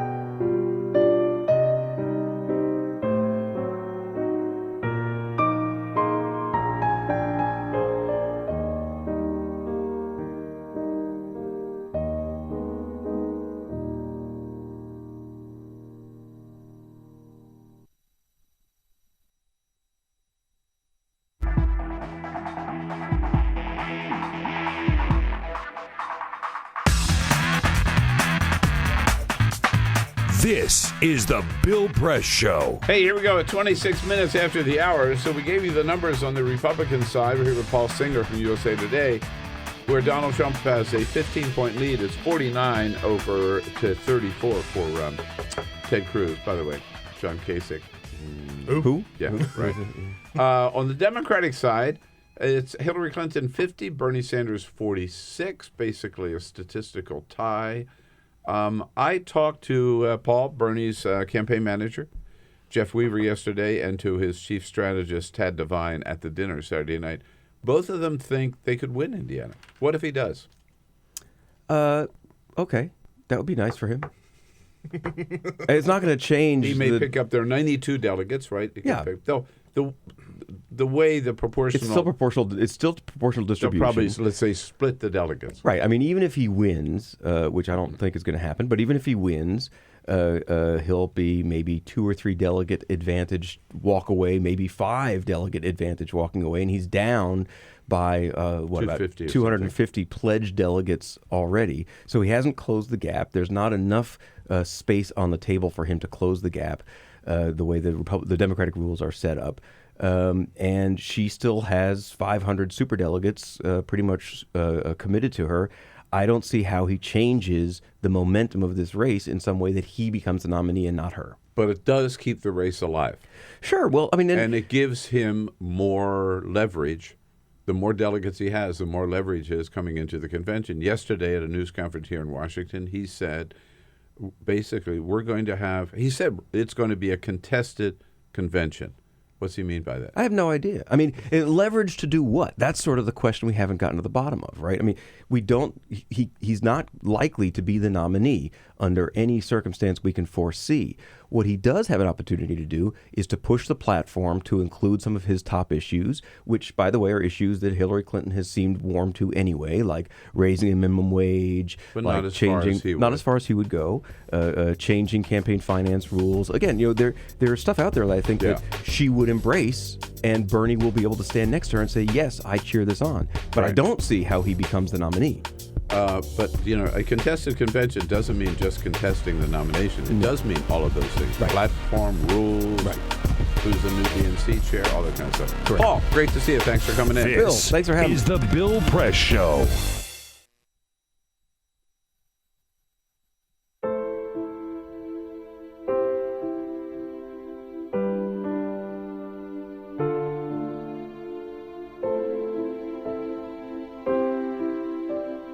I have run these canyons for 6 million years.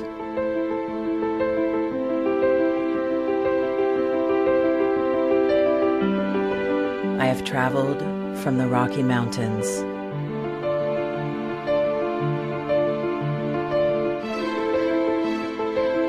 to the deserts, through scorching heat and freezing cold, from the land of the dinosaurs to fields of food.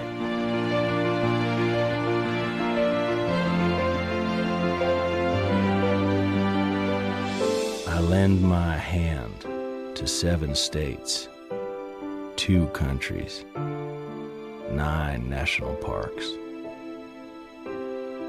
and 36 million people across an arid West.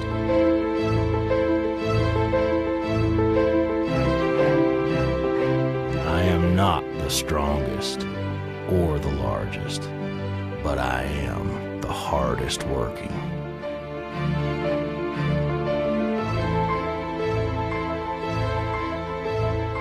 People love me. My playfulness, My beauty. my power.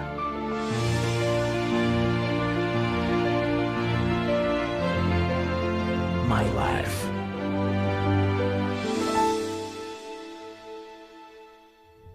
But I don't think I can offer any more. I am tired. I am tired, tapped, and tied. Of the hundreds of major rivers in the world, I am one of the few who no longer kisses the sea.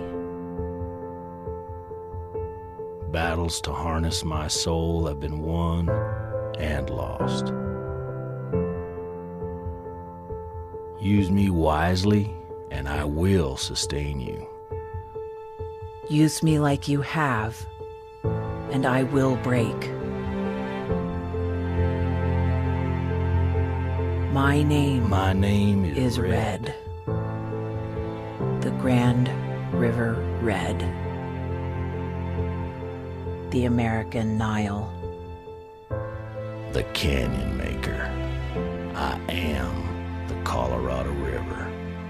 And I am the most endangered river in America.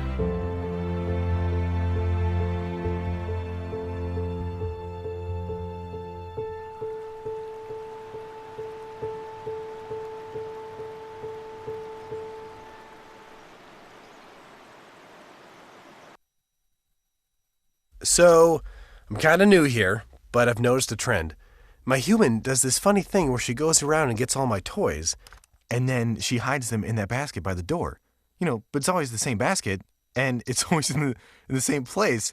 And then she acts so surprised when I find them, but, she's putting them in the same basket. Again. It's like, hello? That's where you put it last time. You were the worst at hide and go seek.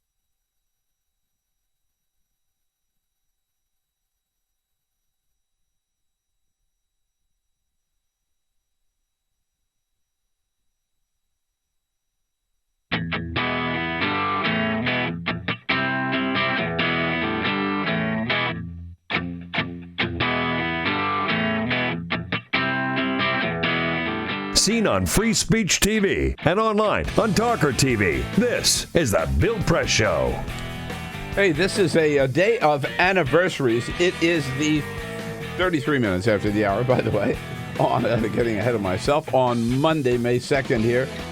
The Bill Press Show coming to you live nationwide, coast to coast, on your local progressive talk radio station, and here on Free Speech TV as well, where we're brought to you today by Amalgamated Bank.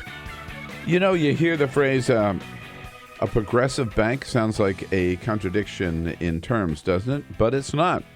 For over a century, Amalgamated Bank's been the first choice bank of progressive organizations and individuals nationwide, Check them out at amalgamatedbank.com because, these days we very seldom actually walk into a bank, do most of our banking online. So you can bank at Amalgamated anywhere in the country and be a proud progressive at the same time, amalgamatedbank.com.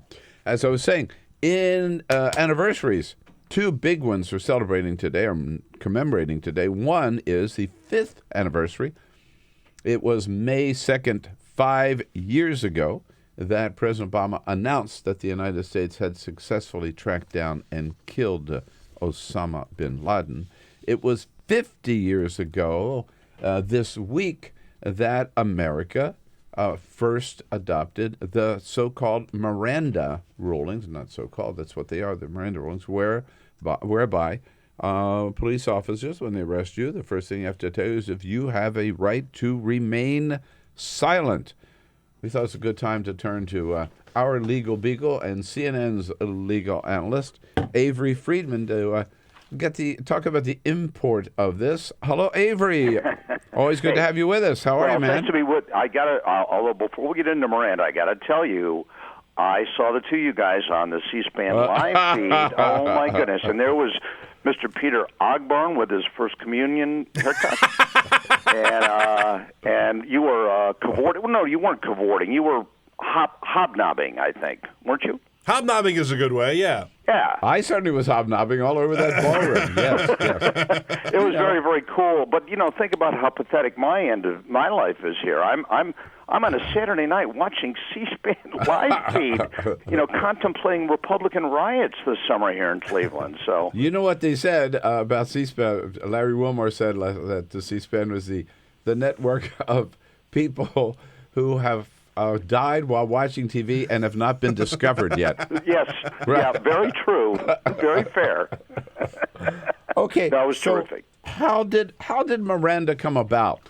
First of all, well, it's like been with us so long, we sort of take it for granted. We should not take it for granted, right? We really do, because it is so much a part of our culture, not just legal, constitutional, but part of the culture itself.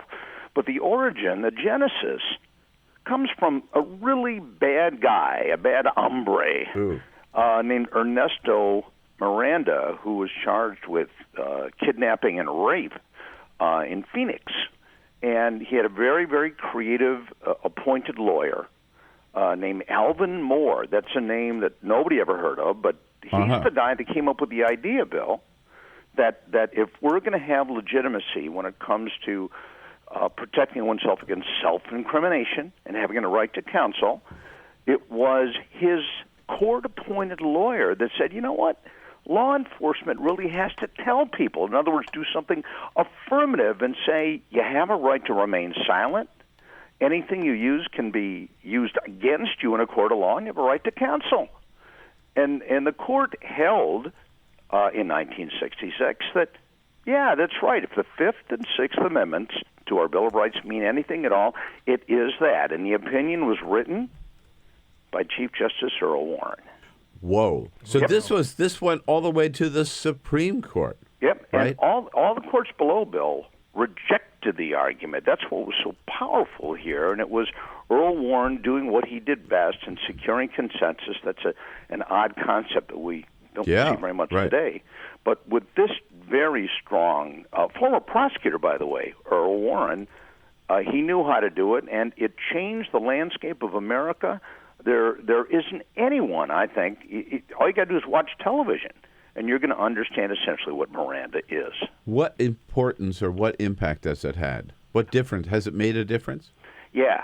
The difference is if there's an inclination on law enforcement to beat the heck out of a defendant or a suspect, they're less inclined to do it because the likelihood is that kind of evidence coming out of failing to warn someone will likely not get in. In fact, I got to tell you something.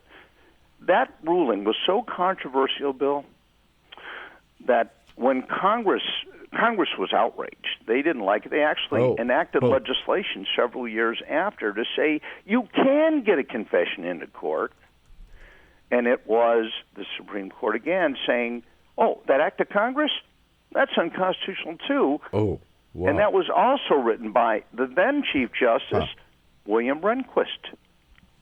Interesting, huh? Yeah, no, it really is. Now, can you, could you say, oh, I don't care, I don't mind talking, right? Can you sort of waive your right to remain silent? And if so, is that admissible in court? The idea is the obligation placed on law enforcement to tell you your rights. Huh? Yeah, and let me tell you something. There is some scholarship that came out last month from North Carolina that concluded that as many as 90% of defendants are waiving their rights today, which I think is a disturbing and concerning statistic. Yeah, what are you doing, people, right? Well, the fact is that 300,000 people are purportedly given their rights every year. 300,000, and if you get 90% waiving their rights, what the heck does Miranda mean today, and what does the Constitution mean today? It's very, very concerning. Don't I remember, Avery, that back in the Reagan years that Ed Meese was a sort of disparaging Miranda, kind of saying it, was a bad law or it didn't count anymore? I love those Mises to pieces, as they used to say. Right? There were many. I mean, Ed Meese wasn't alone, Bill.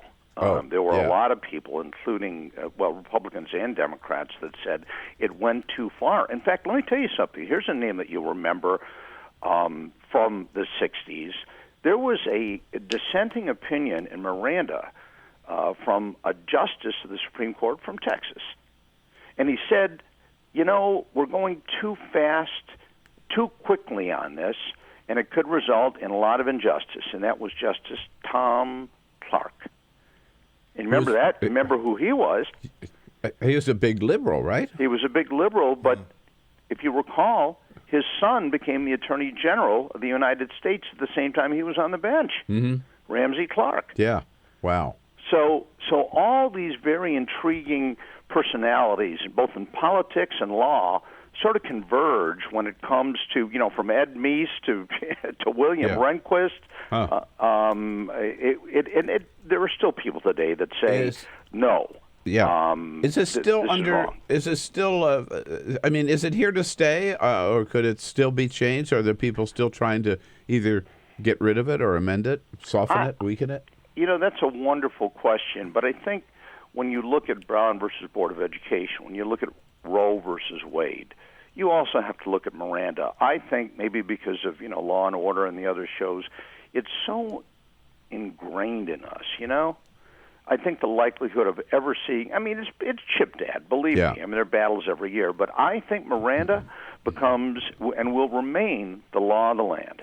Now, Avery Friedman, our guest, of course, you see him on CNN on the weekends, the legal correspondent for CNN.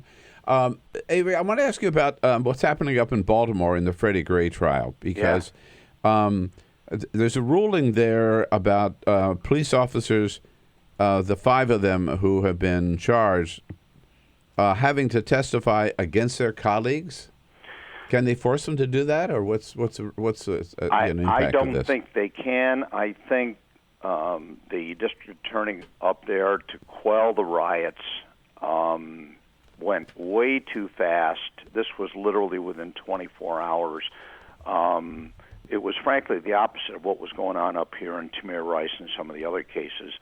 But I ultimately think that those cases, and I genuinely believe there's some evidence that this rough ride that killed Freddie Gray, someone should be held accountable. But I think they just went too fast. I don't think you're going to see officers testifying against other officers. One real bad guy of the crew. But, that remains to be seen. This thing keeps bouncing back and forth between the trial court and the Maryland Court of Appeals. I think we got a long way to go on that, Bill. They can't force them to testify, can they? Or Well, there's some argument that as police officers, if they're immunized, that you may be able to get them to testify. I just don't think it's going to happen. Got it. All right. Hey, it's always great to check in with you, Avery. Thank you so much for being available to us. Thanks for your good work. And I guess with Miranda, happy anniversary. Huh? Well, of sorts. It was nice talking to you, Bill. All right. Thanks, Avery Friedman. As always, averyfriedman.com is where you can follow him when you don't see him on CNN. We'll be right back. Get social with Bill Press. Like us at facebook.com/Bill Press Show.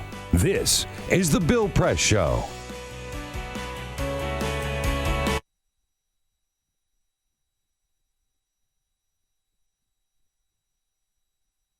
Times I've been mistaken for a girl. 1. Ever since I was tall enough to reach the phone perched and mounted against my wall, I was old enough to answer it. And every time I did, I was always greeted by someone on the other end calling me ma'am. And for the longest time, I thought they were saying man because I was cool and hip, man. 2. When entering high school, I found a correlation between girls finding I was cute and long, swishy hair, so I grew my hair out like how optimists never cut their dreams down or how dreamers never trim their hopes short. But this lion's mane became and remained a gender mystery to some store owners asking my girlfriend and I, so, how are you ladies doing tonight? 3. I was always a crier, and with 3 older brothers, manlier and tougher than I, wouldn't it be strange to hear shut up or buck up? Uncomfortably familiar like loneliness, hearing stop being a girl was a terrible mantra that I just got used to, like, I will never amount to anything, or I will die alone. 4. Though very far from the truth, my mom, in her traditional ways, believes gay to be synonymous with effeminate. So wouldn't it be odd for her to question my sexuality due to the clothing I wore or how much I spent on appearances? Why don't you go do boy things? How are you going to take care of your wife? 5, when my father found out that sometimes I like looking at boys, he told my mother that he lost a son, and I can't help but think about my sister, who's 6. My mother always complained about having 4 boys and no daughters. 7, my sister was born in 1991, but 8, died 3 days after her birth due to complications. 9, my mother didn't want to have any children after that, but 10, my father said he had a feeling, and I don't know what that feeling was, but I think it was 11, that he wanted to have another daughter. 12, I didn't come out the way they expected. 13, I think I was a failure before I was even conceived. 3, I was always a crier. 14, I was always so mad at myself for being so sensitive. 15, I wasn't okay to play house with the girls. 16, I was never good at cops and robbers. 17, they called roll and said Alexandria. 0, I was a disappointment before I even began. 12, I didn't come out the way they expected. 12, I didn't come out the way they expected. 12, I didn't come out the way they expected. And now, I'm at some variable of a number, wondering if it still makes a difference. My hair is shorter, my voice is a little deeper, and I still might not do things a boy does. Instead, I do things a person does.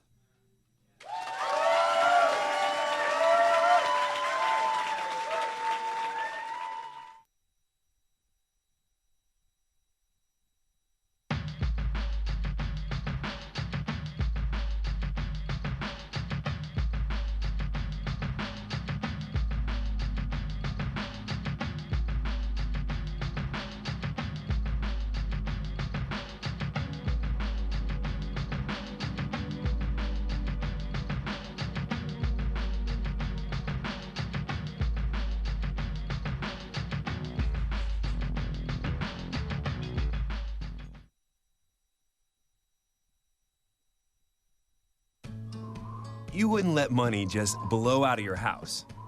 So when your AC or heater is on, make sure the doors, windows, and fireplace flue are shut tight. If you're headed out, turn down the AC or lower the heat by 10 degrees.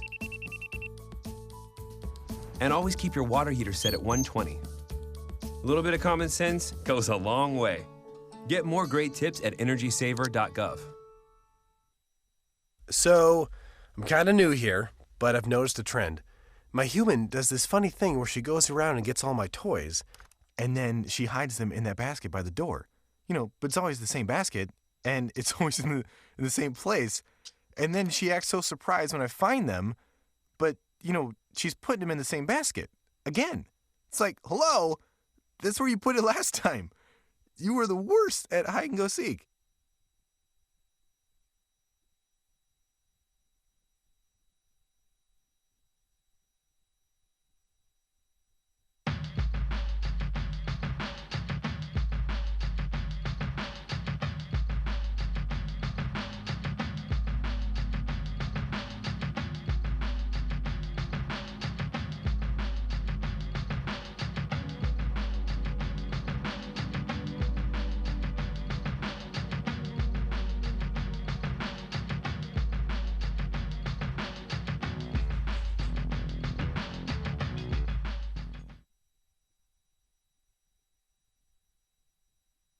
Right, how about it? 11 minutes now before the top of the hour. Kate Martell from The Hill.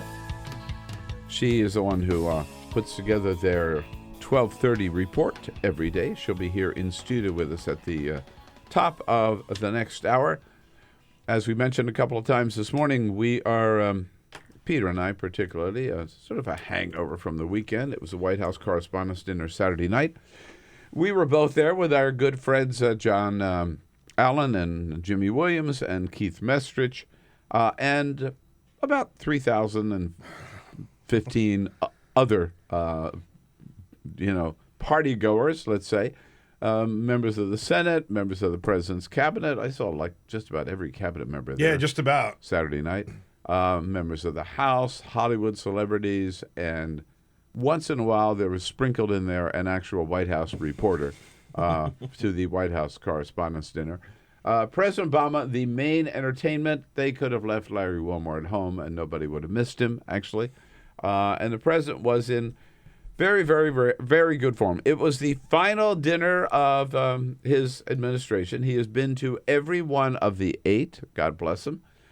Joe Biden even showed up for this one. First time he's been as a vice president to the dinner. I have to say, when he mentioned Joe Biden and that Joe Biden was there, the crowd gave him a standing ovation. Yes. People love Joe Biden. Right, and he had a good table right up front. He did have a good table. We saw him. We saw him afterwards. Tweeted out a photo. Peter, where can people find the photos of our at friends BP Show? At BP Show is where we are on Twitter. Go check those out. Yeah, and we might say that probably the photo that may just cause you to say, "What? Did you Photoshop this?" We did not Photoshop the one of me with Rand Paul on one side of me and Debbie Wasserman Schultz, the Democratic National Chairman, on the other side. Yeah. Chairperson. Two of your favorite people. I was standing there talking to Rand Paul, and I said, let's get a picture for our website. And then Debbie is coming by, and she starts to get out of the way so she doesn't get between Peter, who's taking the photo, and us. And Rand Paul says, no, Debbie, no, you join. You come here, too. She might have been a little uncomfortable with that photo, but at any rate. Hey, that's how it goes here at these things. And as I said, President Obama, in rare form, he did apologize in the beginning for being a little late because I was running on CPT. Yes, right. Mm-hmm. Which stands for jokes that white people should not make.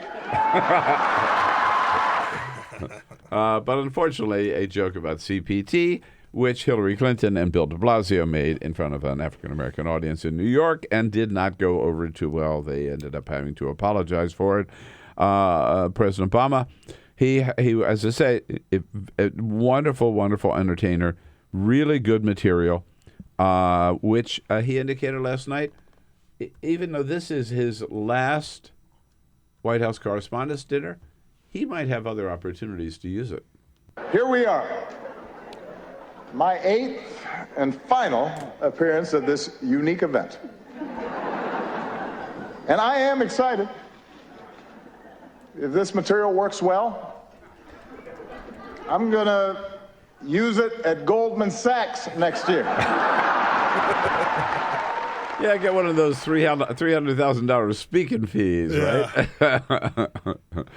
Right in front of the president, at a CBS table, was Senator Bernie Sanders and his wife, Jane. Bernie, showing that he is a man of the people, showed up in a blue suit with a blue tie. No black tie for Bernie Sanders. President recognizing him. Bernie, you look like $1 million. Or to put it in terms you'll understand, you look like 37,000 donations of $27 each. That's perfect. Perfect indeed. And he got a dig in at just about everybody, including a dig. Of course, the Goldman Sachs was a dig at Hillary Clinton, but making fun of how Hillary Clinton, she just falls flat when she tries to appeal to the young voters. You've got to admit it, though. Hillary trying to appeal to young voters is a little bit like your relative who just signed up for Facebook. Yeah? Dear America, did you get my poke? Is it appearing on your wall? I'm not sure I'm using this right.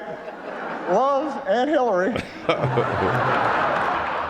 Love and Hillary. Yes, indeed. All right. It was a fun night. I hope you watched it on C-SPAN or whatever, and we'll come back and tell you, having accomplished a great dinner, what President Obama's up to today.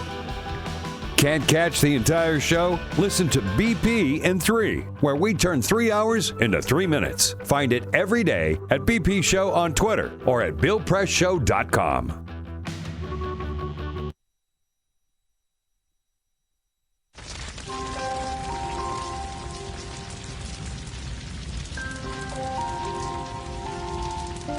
A single ember that escapes from a wildfire can travel more than a mile. That single ember can ignite and destroy your home or even your community.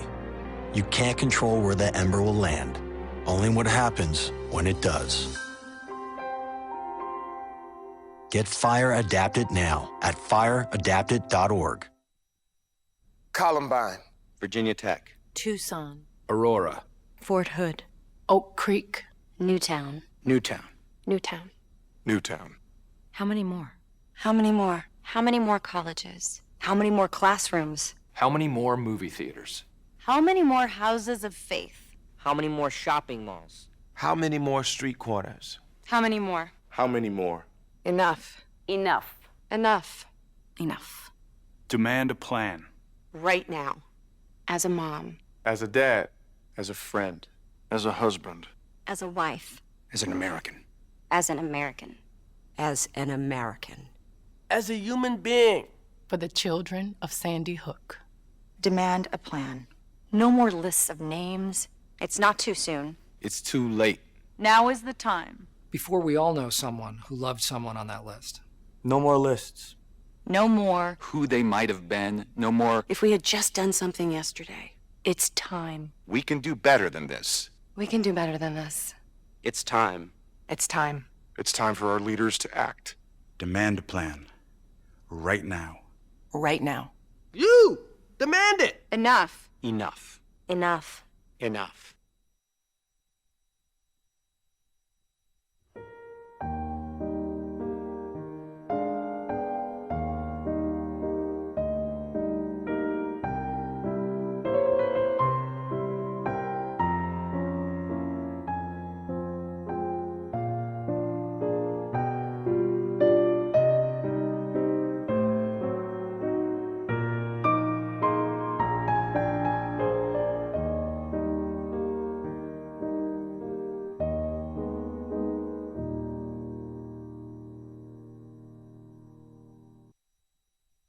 Hey, here we go. Ready to move into hour number 3, just about. And just a little reminder for hour number 3 on Free Speech TV. You have to wait around until 5 o'clock Eastern, but we'll be there. 5 o'clock Eastern, 4 Central, 2 Pacific. A little later in the day, hour number 3. But you can watch us right away on TawkrTV, youtube.com/TawkrTV. Our worldwide video stream will start off the 3rd hour with Kate Martell, who's a staff writer at The Hill magazine, taking a look at 2016. Stay around for hour number 3.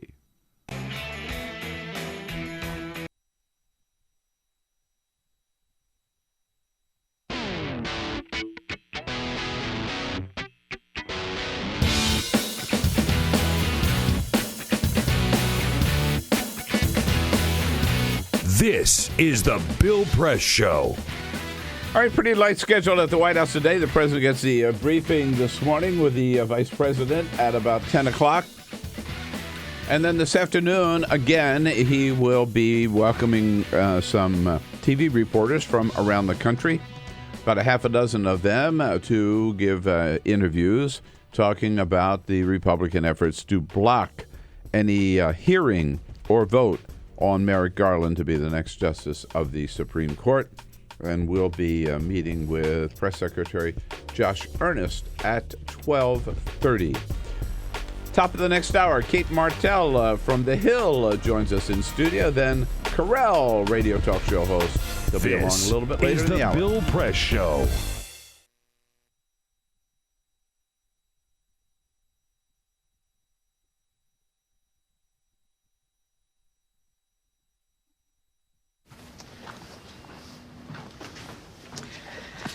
All right, I know this isn't any fun to talk about, but we should. Okay, so who's gonna do what? I'll pack the dead batteries. Great. I'll only put what I don't need into a duffel bag. Perfect. That's totally unhelpful. No problem. Meanwhile, I will try to comfort everyone by speaking in a calm voice. And I'll try to get the generator going without any gas. Oh, let's not forget the cell phones, which probably won't work. Right. And who is going to handle supplies? I can forget to do a list for us. Thanks, pal. Well, I think we couldn't be any less prepared. I'm proud of you guys. Talk to your kids about who to call, where to meet, what to pack.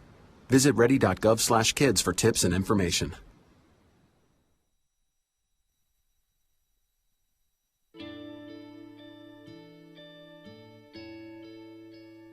Calls me googly eyes. You know you're beautiful, right? You know that? Even you are beautiful. I got bullied for wearing glasses. Share if you're against bullying.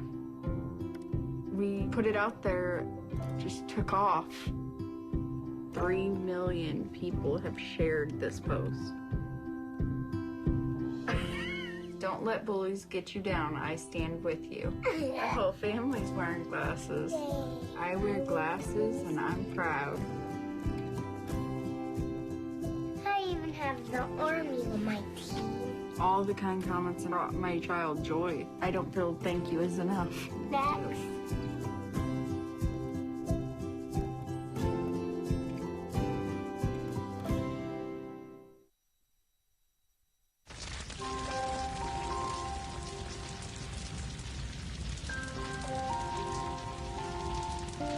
A single ember that escapes from a wildfire can travel more than a mile. That single ember can ignite and destroy your home or even your community.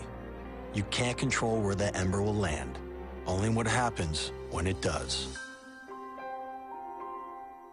Get Fire Adapted now at fireadapted.org. I wanted to find a bank with a purpose. I wanted to find a place that would take my money and not use it to cause the financial crisis, but to fix the financial crisis and to help end income inequality. The people that we employ are usually clients right off the streets. They don't have an account, but Amalgamated is willing to get that started for them. Their reputation supporting the working man, I think, speaks for itself. This is a bank that cares for their customers, and I appreciate that. We were able to access a construction loan through the bank's programs, and that loan has helped us house 28 families in the community. Amalgamated is a bank that was started for and about working people. Many of our customers have a deep commitment to advocating for social and economic justice. We share that commitment, and we're not afraid to stand up and say that we need to change some of the way that the country does business.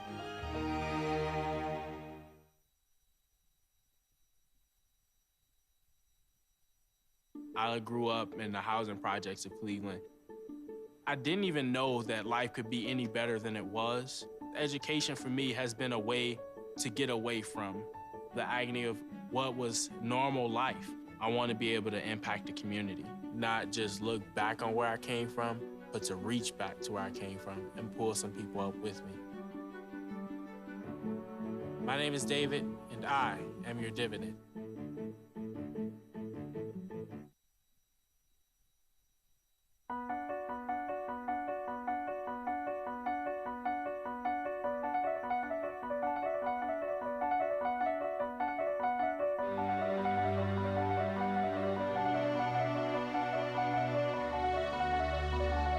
The most important issue on this planet right now is to protect and conserve biodiversity in the world's oceans.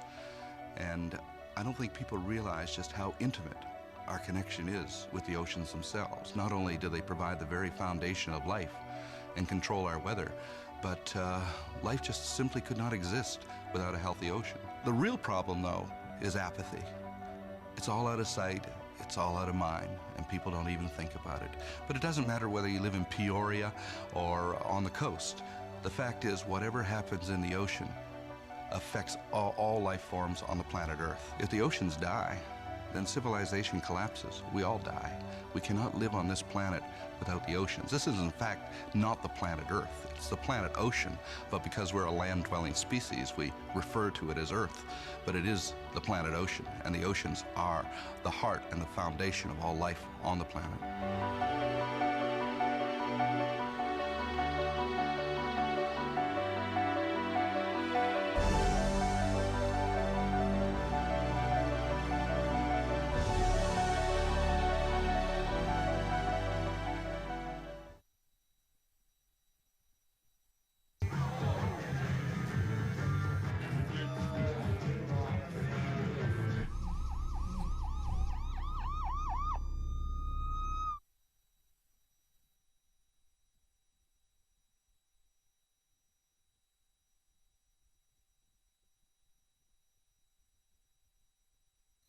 It's on us to stop sexual assault.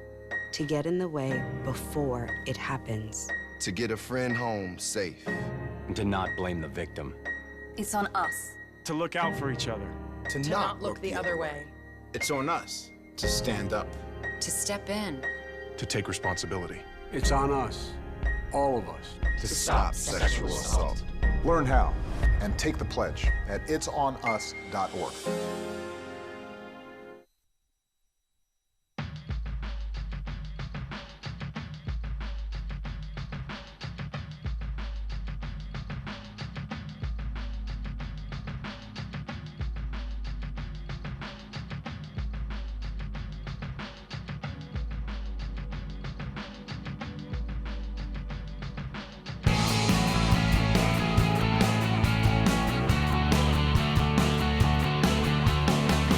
Broadcasting around the nation, on your radio, on your TV, and online.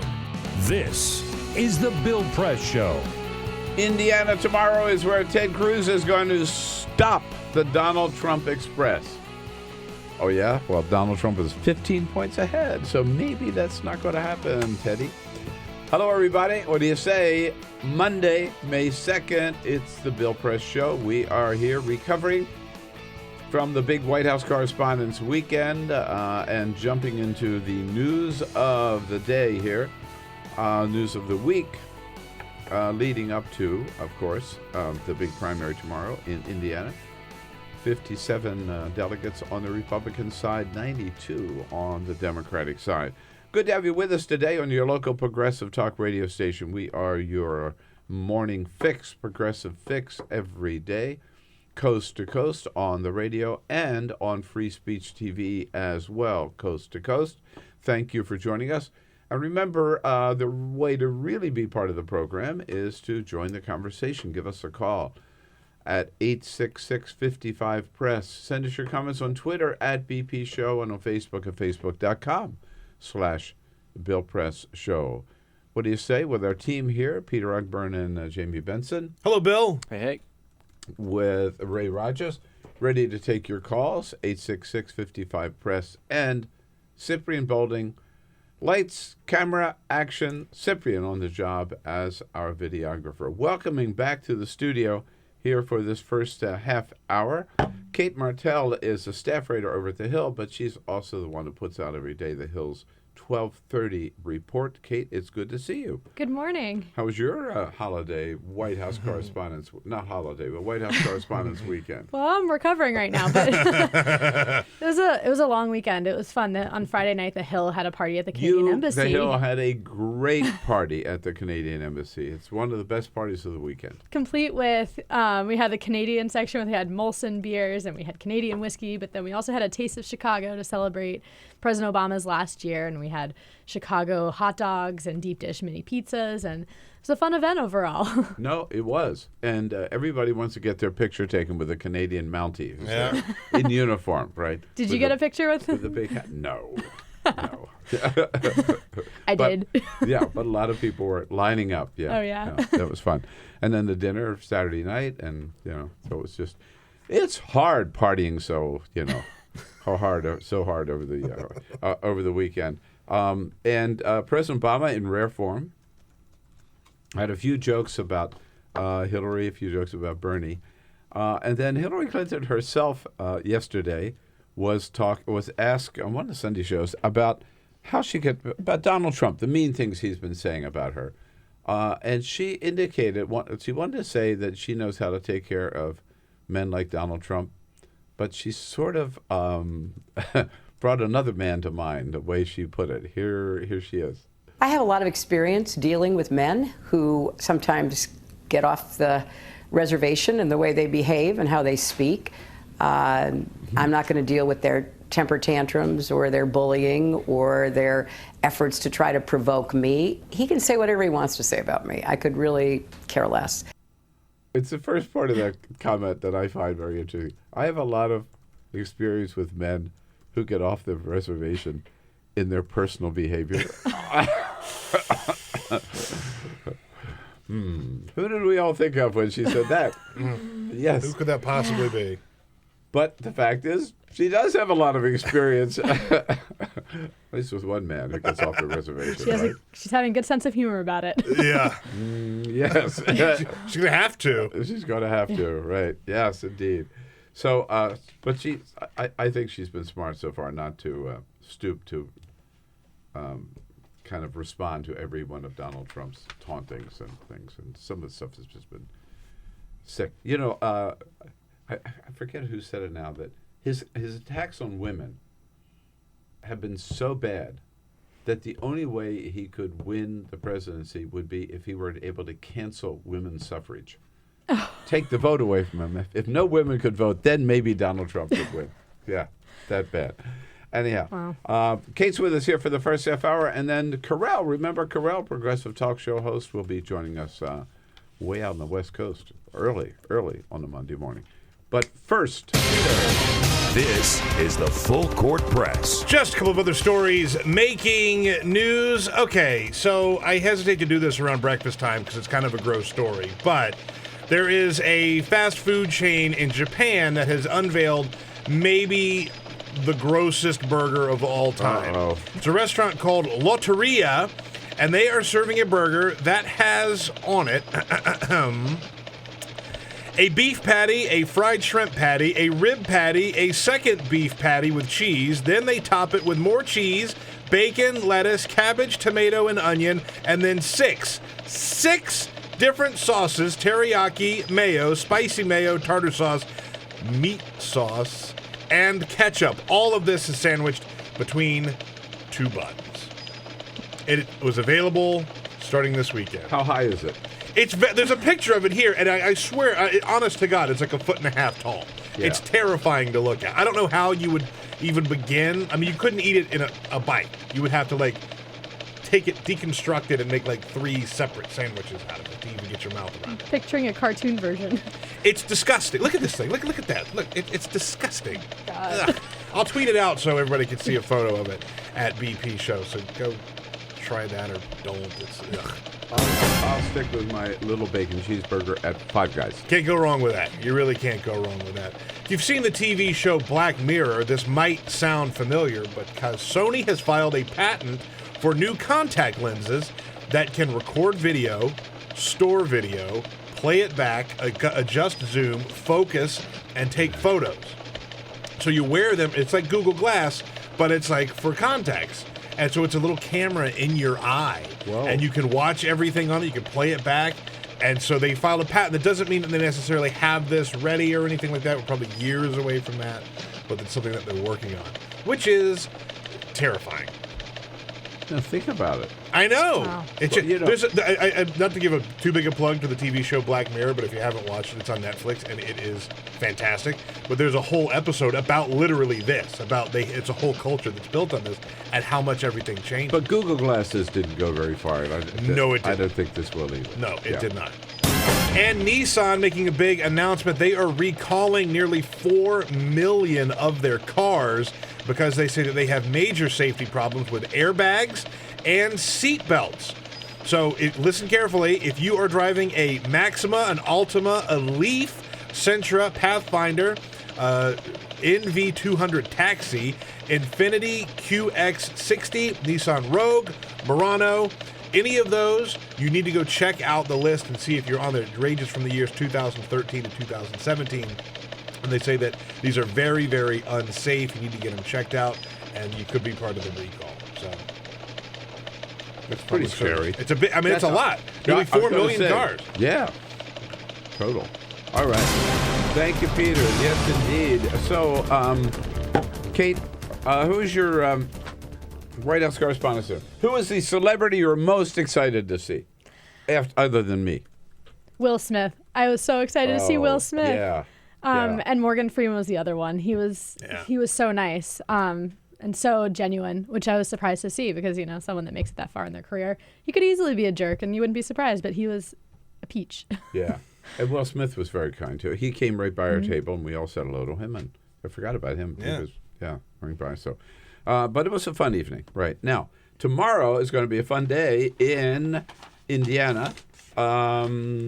Ted Cruz, Donald Trump, and Ted Cruz saying this is where we're going to, John Kasich's out of the way, so it's just mano a mano, Ted Cruz, and this is where I'm going to stop Donald Trump. Looks like it's not going to happen. Like you said earlier, he's 15 points behind in the polls. That he's got to say this at this point. What is he supposed to say? We're going to lose another state, and you know what? We're still going to go to the convention. He has to say it, but that doesn't mean at this point Ted Cruz has a tough path to the nomination. He's just hoping that he can block as many delegates. But at this point, if Donald Trump takes all the delegates, all the Republican delegates in Indiana, it's the first time he'll be where he only needs less than 50%. He'll need in the upper 40s% of the remaining bound delegates to be able to get to the 1237. So this is a big jump for him. If he does do it well on this, there's a good chance we'll go to the convention without it being contested, and we'll be open. Right. So if he does that well, after making this big stand in Indiana with all this fanfare and with bringing Carly Fiorina on board, if Donald Trump really crushes Ted Cruz in Indiana, what is Ted Cruz's rationale for staying in the race? I think at this point, it's going to be really hard for him to have any moves. But at this point, why wouldn't he stay it? I think he wants to be the alternative. And, I saw some jokes yesterday comparing Game of Thrones to John Kasich. Like, is he going to come back? Is he going to be the one that comes back and resurrects? And but at this point, the only person that has a chance of actually pulling that away would be Ted Cruz. So with all the talk of the contested convention and the open delegates, his path is just hoping that he squeaks by and under, 1236 and under for Donald Trump, and hoping that if he can get to an open convention, he can pull away a lot of the delegates when we get to second, third, fourth ballots. On the Democratic side, the same poll that showed Donald Trump with a 15-point lead over Ted Cruz shows Hillary Clinton and Bernie Sanders basically in a flat-out tie, 50 for Hillary, 46 for Bernie Sanders. Bernie Sanders had a news conference here in Washington yesterday where he said, and he told me this Friday night, or Saturday night too, which I knew, that he's going to continue the process all the way. We intend to fight for every vote in front of us and for every delegate remaining. So all the way through California, and then Bernie says even into the convention. She will need superdelegates to take her over the top at the convention in Philadelphia. In other words, the convention will be a contested contest. So he is saying she will not have the, 2,384, I think, that she will need without superdelegates. So there will be a battle at the convention, which looks like maybe we'll have an open convention in Cleveland and an open convention in Philadelphia. Better for us. Political junkie's dream. Yeah, right. 2 open ones. Let's go for it. No, it'll be a wild time. So what do you think? So with Bernie's chances, what is he talking about contesting in Philadelphia? Basically, he thinks that it's going to come down to the superdelegates. And I've heard Bernie Sanders start to make the argument, hey, look, superdelegates, you have been bound to Hillary Clinton since before I jumped in the race. You should reconsider and trying to pull some of these away. Now, whether that can happen or not is going to be questionable. And Hillary Clinton is definitely on the path where she'll end up the nomination pretty soon if she keeps on the track that she has been. So, but it the way the delegates are awarded in the Democratic primary is proportionately, right? And there's also, I think, a strong likelihood that she will be very close. But again, we're not counting superdelegates, but without superdelegates not having the required number. So then the question is, can he convince enough superdelegates to move on to a second ballot? Or is there something else he wants at the convention? A good speaking gig? Yeah, he, at this point... His ideas in the platform. Yeah. And, Jane Sanders has been a very big advocate. She's been out on the stump in the past few weeks, and we've been seeing her do a lot more interviews. And what she's saying, too, and just like the whole campaign has been saying, that they want their ideas in the Democratic platform, and he wants his ideas heard regardless if she takes the nomination or not. So he's already been able to pull her a little bit to the left, and even if he doesn't take the nomination, can he get some of his ideas into the Democratic platform, and can he still move forward even without being president necessarily? Right. And then what happens down the road? It's going to be, I think, two of the most interesting political conventions, national conventions that we have seen, for a long time. Particularly on the Republican side, but also on the Democratic side. It's not going to just be this year, I think, a set piece that's sort of designed, all planned out ahead of time, every minute of it all planned out ahead of time for the TV cameras. There could be some surprises this year. Yeah. Which I welcome. I think that's awesome. Right. I hope so, and that'll make it a lot more fun. And by the way, the Bill Press Show, we will be broadcasting, just so you know, broadcasting live from both the Republican convention in Cleveland and the Democratic convention in Philadelphia. Assuming that the world doesn't end after the first week of conventions and we go to the second week. I mean, the world might just completely implode onto itself after the Republican convention. After Donald Trump is nominated? Yeah. Like what President Obama said, if Cleveland can make it through July. Yeah. Big question now, right? Kate Martell with us from The Hill, thehill.com. Your questions, your comments, welcome at 866-55-PRESS. Your place to talk about the 2016 election. This is The Bill Press Show.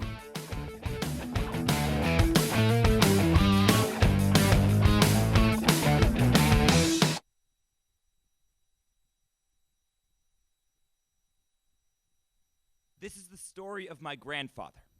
When I was 19 years old, his right hand was crushed in a printing press. He was supposed to lose the hand, but a young doctor saved it just in time for the war. This is the story of the war. My grandfather repaired tanks.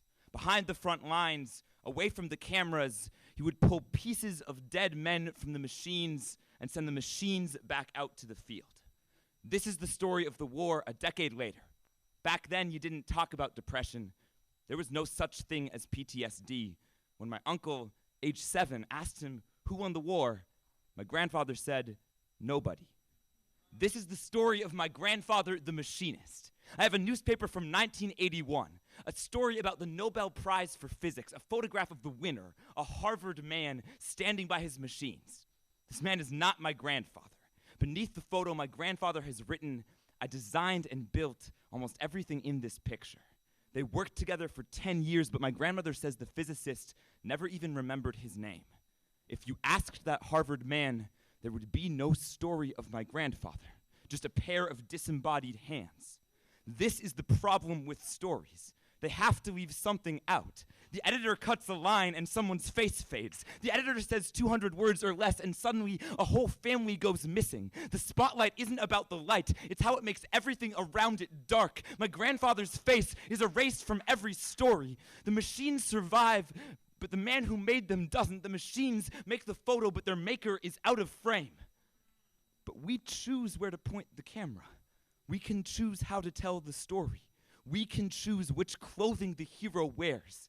I could tell you this is a story about a soldier, or I could tell you this is a story about the blue-collar man, but really, this is just the story of my grandfather. I did not know him. I was born too late, but my family tells me his name. Alfred Franzosa. I know that name might only live in this moment.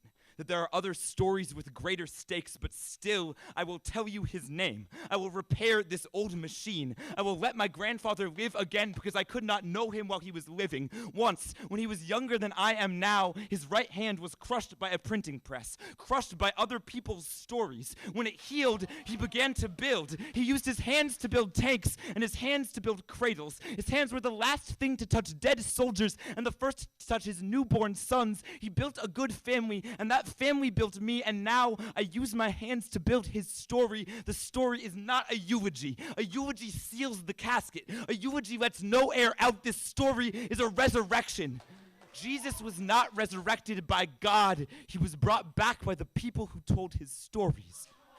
It does not take a miracle to raise the dead, to leave behind the tombstone and take the name with you.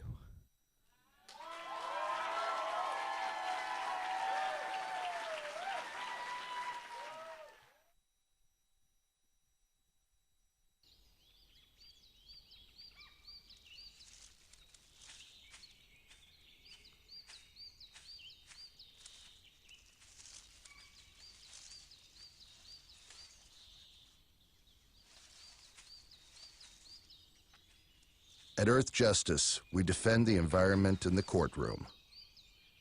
Join our fight. When you take a seat, you take a stand. Earth Justice, because the Earth needs a good lawyer.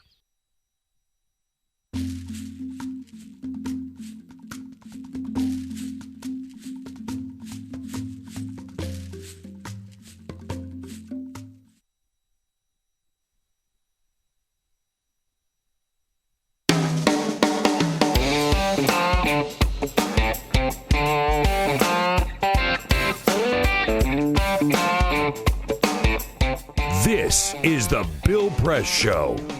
All right, just about 26 minutes after the hour, Carell, progressive talk show host from the West Coast, will be joining us at the half hour. Right now, Kate Martell is in studio with The Hill, thehill.com. Every time I mention The Hill, I always have to point out that I have a certain bias in my fondness for The Hill because The Hill runs my column on Tuesdays. And in fact, I'm just finishing up a column, have to put the finishing touches on it right after for tomorrow, right after today's show. But check it out at thehill.com. No better source of information on what's happening here in our nation's capital, either down at the White House or here on this end of Capitol Hill at the Congress or in the federal agencies. Got it all covered. And Kate Martell puts out a great 12:30 report every day, which you can sign up for at The Hill, right? Yep, you sign up at thehill.com, and basically midday newsletter on national politics and a lot of campaign trail. And whenever I can fit New Hampshire news in there, I try to, because I'm from New Hampshire, so I have a little bit of a bias towards the state. So it's so good, too, by the way. It really is a great newsletter. Thank you. Yeah, really and truly. They let me have fun with it. I can kind of write it in a fun way. So the other thing that people are sort of saying, all right, it looks like things could happen, but looks for now like it's going to be Hillary versus Donald Trump. Is that going to be a cakewalk for Hillary? And as Maureen Dowd pointed out yesterday, isn't it strange that Hillary might end up being, Donald Trump is the macho man, but Hillary may actually be more of a hawk than Donald Trump. Yeah, that was a fascinating column yesterday. And, today kind of kicks off where Hillary Clinton is reshifting her campaign into more of they call the general election mode. And they're taking a lot of their campaign staff and reshuffling them around in the states that have already voted, and how to figure out delegates and where the Electoral College will come in. But what's interesting is I don't think it's necessarily going to be a cakewalk for Hillary Clinton. I think she'd much rather run against Ted Cruz, who she knows where he's coming from. She knows exactly where he stands on positions. They're all straight conservative positions. Donald Trump has more of, it's a little more firecracker, a little more unpredictable. You don't know what he's going to say. And, there's a lot of these white working class voters who would normally vote for Democrat, but might actually vote for Donald Trump. But then on the other hand, the foreign policy hawks might actually end up voting for Hillary. So you might see an interesting shift and switch in parties. Yeah, it's sometimes... I was talking with Cecile Richards from Planned Parenthood Saturday night. Donald Trump saying good things about Planned Parenthood. Go figure. Kate, good to see you. Thanks for coming in. This is the Bill Press Show.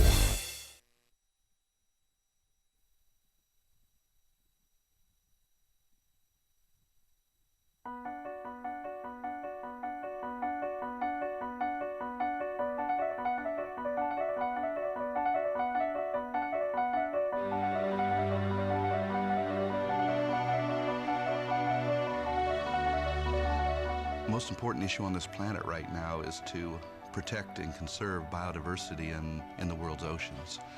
And I don't think people realize just how intimate our connection is with the oceans themselves. Not only do they provide the very foundation of life and control our weather, but life just simply could not exist without a healthy ocean. The real problem, though, is apathy.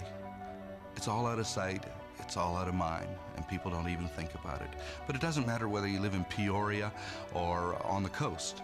The fact is, whatever happens in the ocean affects all life forms on the planet Earth. If the oceans die, then civilization collapses. We all die. We cannot live on this planet without the oceans. This is, in fact, not the planet Earth. It's the planet ocean. But because we're a land-dwelling species, we refer to it as Earth. But it is the planet ocean, and the oceans are the heart and the foundation of all life on the planet.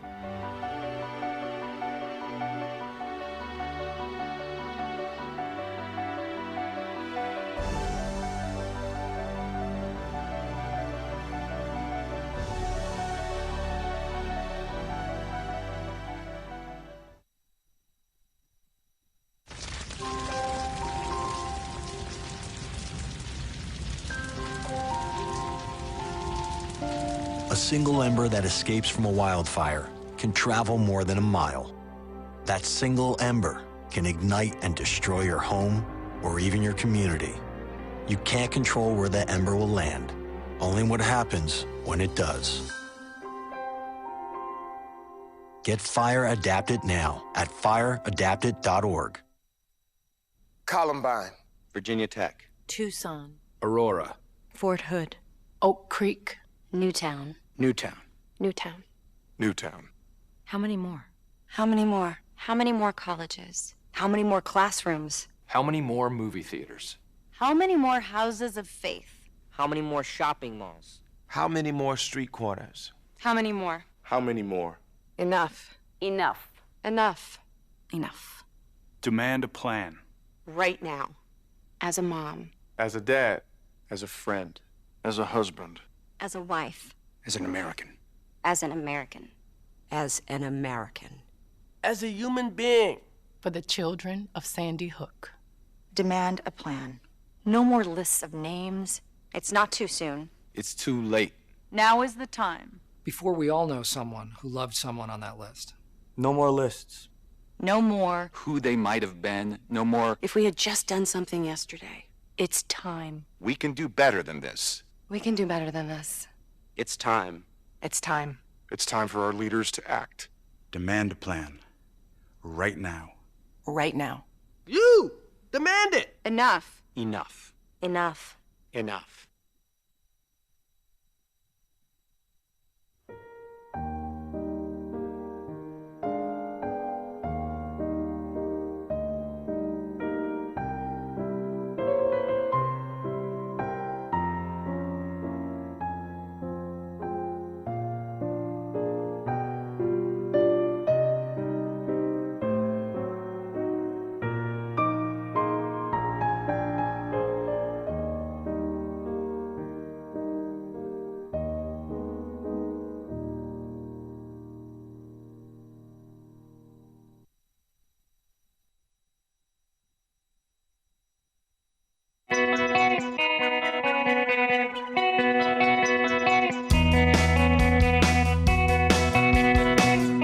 Streaming live video right now at youtube.com/TawkrTV. That's TAWKR-TV. This is The Bill Press Show. Hey, here we go. 33 minutes after the hour on Monday, May 2nd. We all got a hangover from the White House Correspondents' Dinner, but we're making it through here today. Slowly but surely. With The Bill Press Show. And we're brought to you today by the United Steelworkers and their very colorful, articulate president, international president, Leo Gerard. United Steelworkers, think about it, North America's largest industrial union representing over 1.2 million active and retired members. Check out their good work trying to rebuild the steel industry here in this country, bring jobs back from overseas at usw.org. So excited to welcome one of my favorite people back to the show. We go back to our days together at KFI in Los Angeles. We traveled a little bit in Ireland together. He was at one time the special correspondent for American Idol on the Bill Press Show. Right. Think of that. He is still at it, progressive talk show host, and now we're colleagues together on Free Speech TV, where he hosts Life in Segments. Of course, I'm talking about Carell. Hi, Carell. How are you? Hey, good morning. Well, I'm hungover too, but it wasn't a White House correspondence. It was the Staples Center filled with young girls engaged for a Pentatonix concert. So, oh my God! And I have to tell you, you learn a lot when you go to one of those, because you got to remember, this is a band or a group, an a cappella group that is filling stadiums and doesn't get radio play.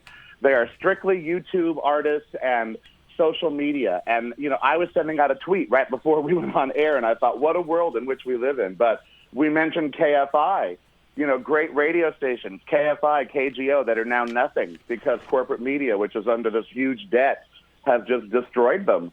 And so, yeah, it was really interesting last night to watch that. It doesn't matter. Corporate media doesn't really matter because these people are YouTube sensations and they're touring. It's Isn't so funny. that amazing? I hear the name of that band all the time, Pentatonix. I can't tell you what they sound like just because. They're the most beautiful a cappella group ever. Oh, nice. And Us, the Duo, another group that started doing 6-second Vine videos, got 4.5 million subscribers. Oh, my God. And now they're signed to a record label, Republic Records, I believe. The first band to ever be signed after using Vine. So we live in a changing world, and it was just so interesting last night to be immersed in a culture. These kids were all under 25, and what I didn't hear was Trump or Clinton. I didn't hear about immigration. I didn't hear about anything. I simply heard about, oh, God, I hope they do the Daft Punk remix. I'm just like, okay, whatever. Hey, now, so you, I don't know whether you saw any of the replay or whatever of the dinner Saturday night, but I did want to ask you about Larry Wilmore making one comment. No, I know it's something you've been talking about. The idea of Hillary. Well, let Larry Wilmore speak to it. Here he is. Donald Trump said that if Hillary Clinton were a man, he didn't think she'd get 5% of the vote. Okay, all right. First of all, if Hillary Clinton were suddenly a man, her biggest problem would be finding a bathroom she'd be allowed to use in North Carolina. Well, what is this obsession with this bathroom law that's sweeping the South? Bill, you and I have talked about a lot of things over the years on television, on radio. Yeah. It's 2016, and the fact that we're talking about bathrooms. Last night, I went to the bathroom. Good. And I did. And I walked inside, and I said, is someone here a monitor? Because I'm not sure how I'm identifying right now. I'm feeling a little womany. I don't know. I'm somewhere in between. I was hoping that there would be a car transmission in the bathroom. So I would go, oh, look, a tranny in the bathroom. Because, I always thought it was your business. It's called, you say I'm going to go do my business. That assumes it's your business, what's going on in there. And there's a stall, by the way. Yeah. But let's talk about Dennis Hastert, dorking wrestlers at age 15, who said that, child molesters should go to jail for life.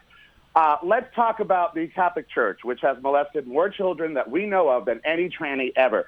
So if we're really worried about children in bathrooms, we should have a Republican Catholic bathroom. And that way, children would really be safe. Because Laverne Cox and Caitlyn Jenner, while she might be running over people, have not molested anybody. And Dennis Hastert, and I could go down the line of Republicans and Catholic priests who have molested plenty. So let's just get over that. Good for you. I mean, no, it's just ridiculous. You mean the solution to all of this isn't what Ted Cruz says, and just have transgendered people go to the bathroom at home? Yeah. Maybe he only goes once a day. But really, when you think about Ted Cruz, the demon spawn, and the fact that Boehner and I agreed on one thing ever will be amazing to me. But he is demon spawn. It's really sad what's happened in the Republican Party, and I thought it would be fun to watch them, crumble and be destroyed. But really, it's not. The damage, the ancillary damage. It's like that Batman versus Superman movie, which I didn't really like because I don't like when my superheroes fight for the love of God. You go fight bad people. It was like Hillary and Bernie. We don't want to see mom and dad fight. Stop it. Well, I guess we did want to see them fight. We made them fight. It was like we poked them until they fought. Go ahead, fight. Go ahead, yell at her. Go ahead, yell at her. And then, of course, they fought. But it's really religious freedom laws are just, anti-gay hatred that they're trying to find another way. And it's dinosaurs sinking in the pit. Last night, Pentatonics, two of them openly gay. Not one of the millennials or 20-year-olds or 15-year-olds or their parents even cared or batted an eye about it. That generation is coming. Just like Hispanics, those dirty, filthy immigrants that are coming across our border and giving us diseases. You saw how well that played in Costa Mesa, honey. The city is called Costa Mesa. It means flat coast. It's a Mexican word, you moron. And you're near Santa Ana. You're going to San Francisco. You're in Los Angeles. Perhaps you should understand where you are, you fool. But anyway. Yes, we digress on the... I digress. Lord, build a wall, yes, around you to stop ignorance from spreading. But whatever. But isn't it exciting that this year the California primary might actually mean something, right?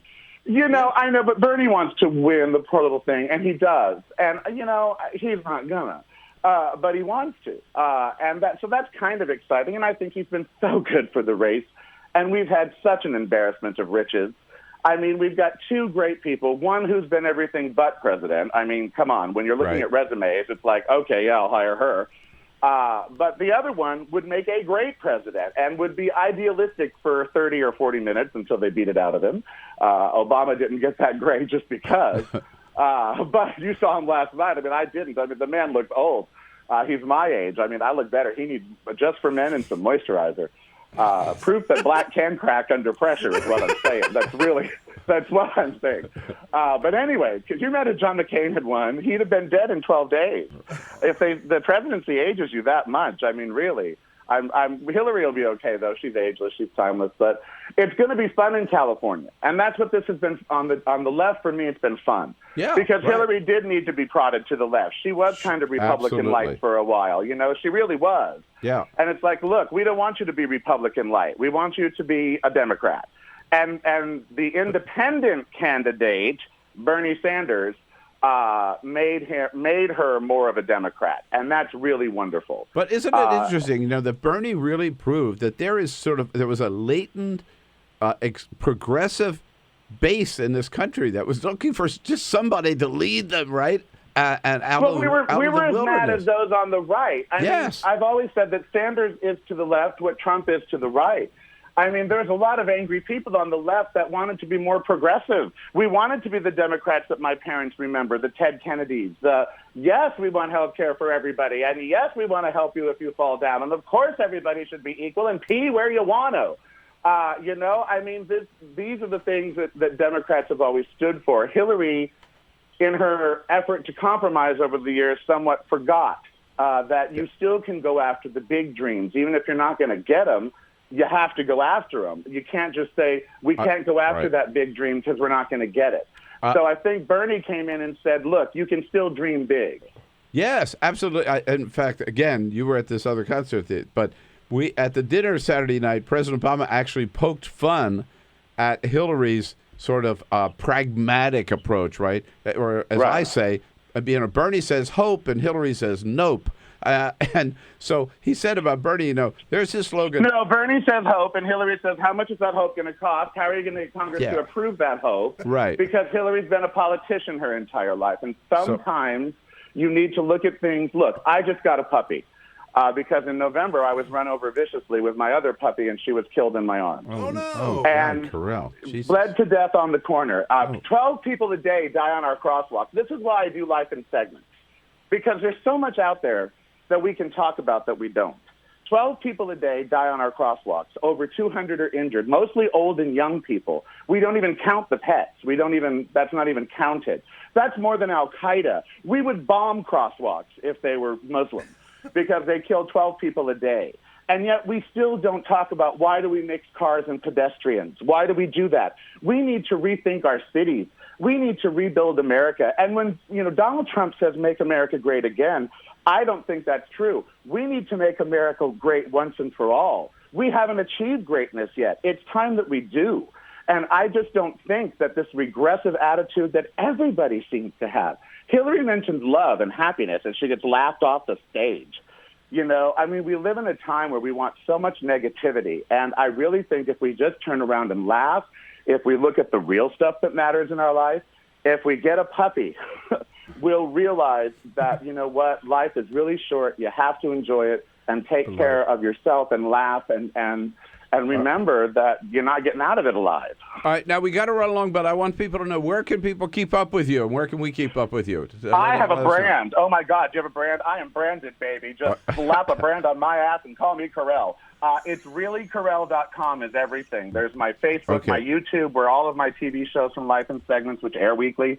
We're coming back in 2 weeks with all new episodes. So that's all at reallycarell.com. Reallycarell.com. All right. Really, Carell, great to reconnect with you, man. Thank you. Love you, and been together a long time.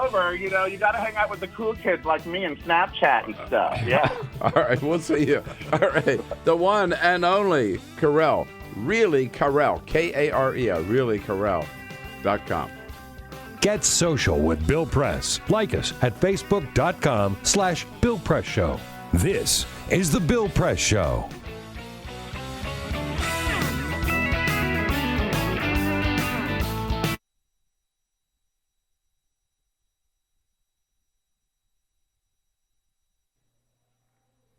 It occurred to me tonight, for the first time, that the long-winged insect that over and over again rams its body into the wood of my front door might not know what he's doing. He might not have a plan. Maybe that's just how he flies, and that is where the door is. And I remember you. The last time I saw you, a few weeks before we would graduate from high school, and a few days before you let a bullet dissolve on your tongue, dancing in a warehouse rave, sweat-drenched and strobe light battered, thrashing your arms back and thrusting them forward. The floor could get so bright and loud, we all slowed down to be more careful, but you kept dancing full sprint tornado, and sometimes you'd spin full weight into a wall and just spread your arms against it and sway back and forth like a lover reunited. This long-winged insect is not trying to get into the house. It doesn't know there is a house. Can't imagine a life beyond that door. All it can see is the light. You and I were both 17 when you died. And ever since then, I have envied you. How you are remembered for towering, unclaimed potential instead of living to look regret in the face. You didn't have to come home 3 weeks later and explain to your little brother why you took too much medicine.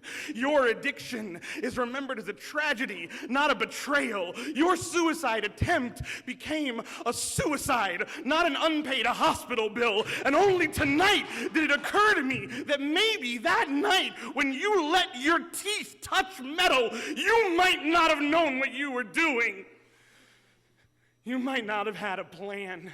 Maybe you had hit that door so many times you couldn't imagine it might let you through. I'm still ashamed to admit it, but I have always secretly believed you did it for me, that you wanted to show me that there is a way out of all of this. Not so that I would follow you, but so I would understand that every day that I am alive is a day that I choose to be alive.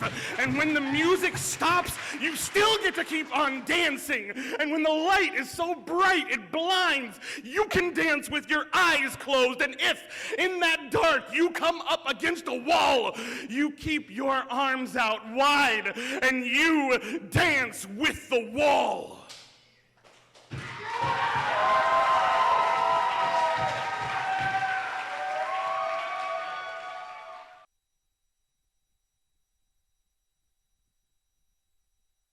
It is the Bill Press Show on this Monday, May 2nd, coming to you live, of course, from our nation's capital, Washington, D.C., and our studio right here on Capitol Hill, just down the street from the United States Capitol, which you can barely see today in the it's sort of awfully the fog foggy. and the mist. But, we'll make it through, I guess. Been kind of couple crappy weekend weather-wise. Yeah, weather-wise. Right. You spent yesterday recovering. So all you could do is stay indoors and drink. Exactly, or recover. And party, right. Well, the president, by the way, I'm just going to read from this pool report from yesterday. This is very interesting because the president left the White House with this motorcade, and so people were wondering what he was up to. And the First Lady. And the First Lady. Normally that means golf when he leaves the White House on a Sunday, but the weather was pretty bad The one here. thing we knew, so the very first pool report said, we're sure it's not golf. Not because golf. It was raining. It was in the raining morning. too Yeah. bad. So we found out where the president and the first lady went. They arrived in an alley off of H Street near 17th Street here in D.C. Quote, the president and first lady are meeting with the foundation staff to review architecture and design proposals for the Obama Presidential Center. The foundation previously announced plans to begin the search for the center's architect and accepted firm submissions earlier this year. So the president and the first lady taking a look at their legacy now, already taking a look there. There was other news out of the White House announced yesterday by the First Lady having to do with first daughter. Yeah, Malia right? Malia Obama, who is going to be graduating high school, and she's going to be going to Harvard, not immediately, though. She's going to be taking what's being called a gap year. So she's going to end high school, take a year off to do whatever. We don't know what she's going to do, and then she's going to go to Harvard. President Obama, by the way, had publicly suggested to Malia and to Sasha, but certainly applies to Malia now, that she did not have to go to a big-name university just because it was a big-name university where her father and mother both went, Right. Did not mean she would necessarily get a good education. There were lots of smaller schools. Who knows what he was thinking of, but he was pushing her sort of in that direction. She said, nope, I'm going to Harvard, just like you did, but I'm not going to go right away. Good for her. Yeah. Yeah. Be interesting to see what happens with this gap year. I want to see how she treats that. Right. And so this weekend, again, the White House Correspondents' Dinner. It was Saturday night. I'm sure a lot of you watched it on C-SPAN.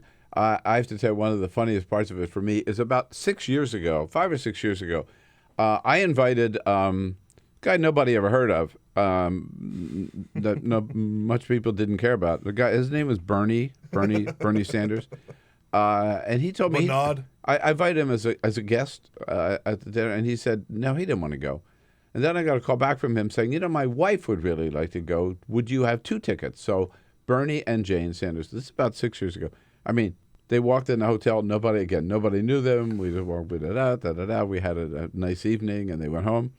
So this year, I'm in the cab going up, Uber actually, going up to the hotel, and it was like gridlock getting close to the hotel. And then suddenly, here comes this motorcade in back of us, and it was too early for it to be the president's motorcade. It wasn't big enough to be the vice president's motorcade, and I don't know what's going on. But there was a police car and then a big SUV full of cops and another SUV and then an SUV with Secret Service guys with their big guns pointing out the back, like a war zone, and then another car. And they zipped up. They went instead of on the northbound traffic, they went over on the southbound side, past all of us, and then zipped into the hotel driveway. And everybody was wondering, who the hell is that? Who the hell is that? And when I got to the hotel, I ran into Steve Ducey and from Fox News. Brian Kilmeade. Brian Kilmeade from Fox and Friends. And they said to me, hey, you just missed your guy. And I said, what do you mean? And that little motorcade was Bernie. And I thought, what a big difference from 6 years ago to this year arriving at the White House. That's pretty cool. And he was there wearing a blue suit and a blue tie. No tuxedo for Bernie Sanders. Man of the people. You know what I thought was really cool, by the way, about the dinner is you had talked after Jason Rezaian was freed from Iran. You said on the air, last year everybody was wearing their ribbons. Free Jason. Free Jason. And you said, I would not be surprised if he shows up at the dinner in 2016. And he was there, and he spoke. And it was probably the biggest ovation of the night. Yeah, it was electrifying to see him. It was insane. And as he started out, he said, this is a lot better than solitary confinement. Parting shot coming up next. Follow us on Twitter at BP Show. This is The Bill Press Show.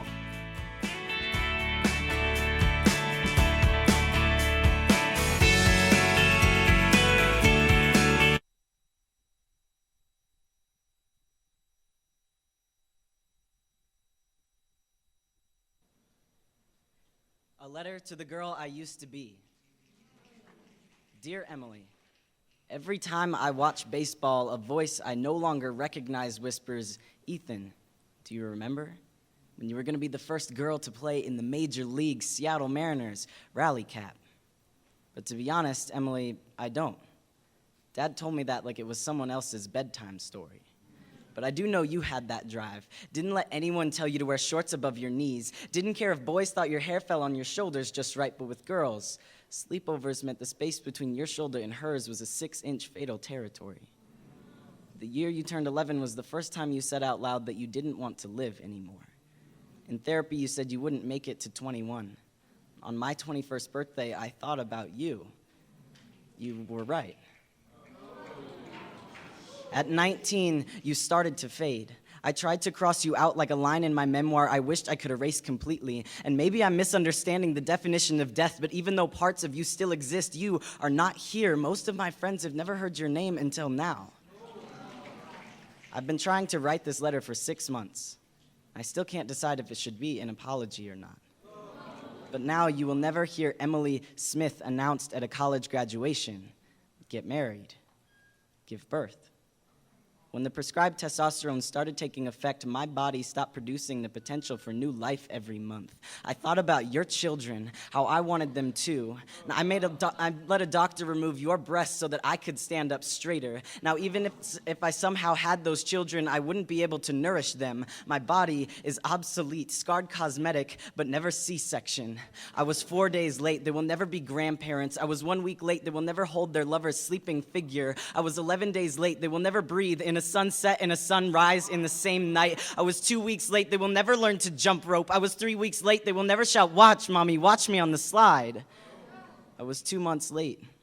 A piece of us will never wrap their arms around our leg for comfort, but just to keep them from falling down. And I am sorry that this process is so slow, and all you can do is wonder if you ever had a place. You did. You still do. Don't forget that. Yours, Ethan. P.S. I never hated you.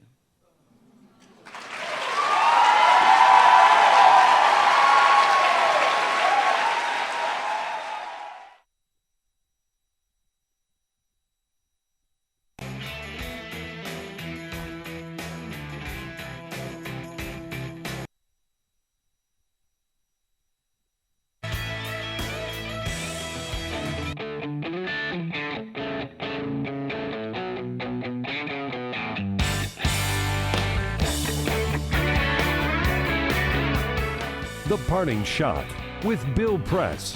This is The Bill Press Show. Well, as we've been talking about this morning, Saturday night was the annual White House Correspondents' Dinner. All the celebrities were there, and as always, it was a lot of fun.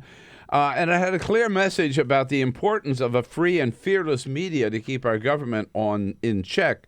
But unfortunately, for all his great speeches about the media at the Correspondents' Dinner, President Obama has not followed through with his promise to deliver the most transparent administration in history.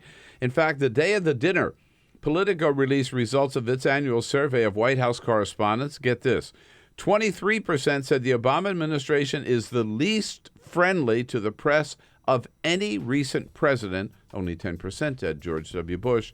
And 32% said the Obama White House has grown more restrictive toward the press, not less, over its 8 years. So President Obama should not only say good things about access to the press, he ought to begin practicing what he preaches. That's my parting shot for today, folks. Arthur Delaney joining us tomorrow. Have a great Monday. Come back and see us tomorrow morning. This is The Bill Press Show.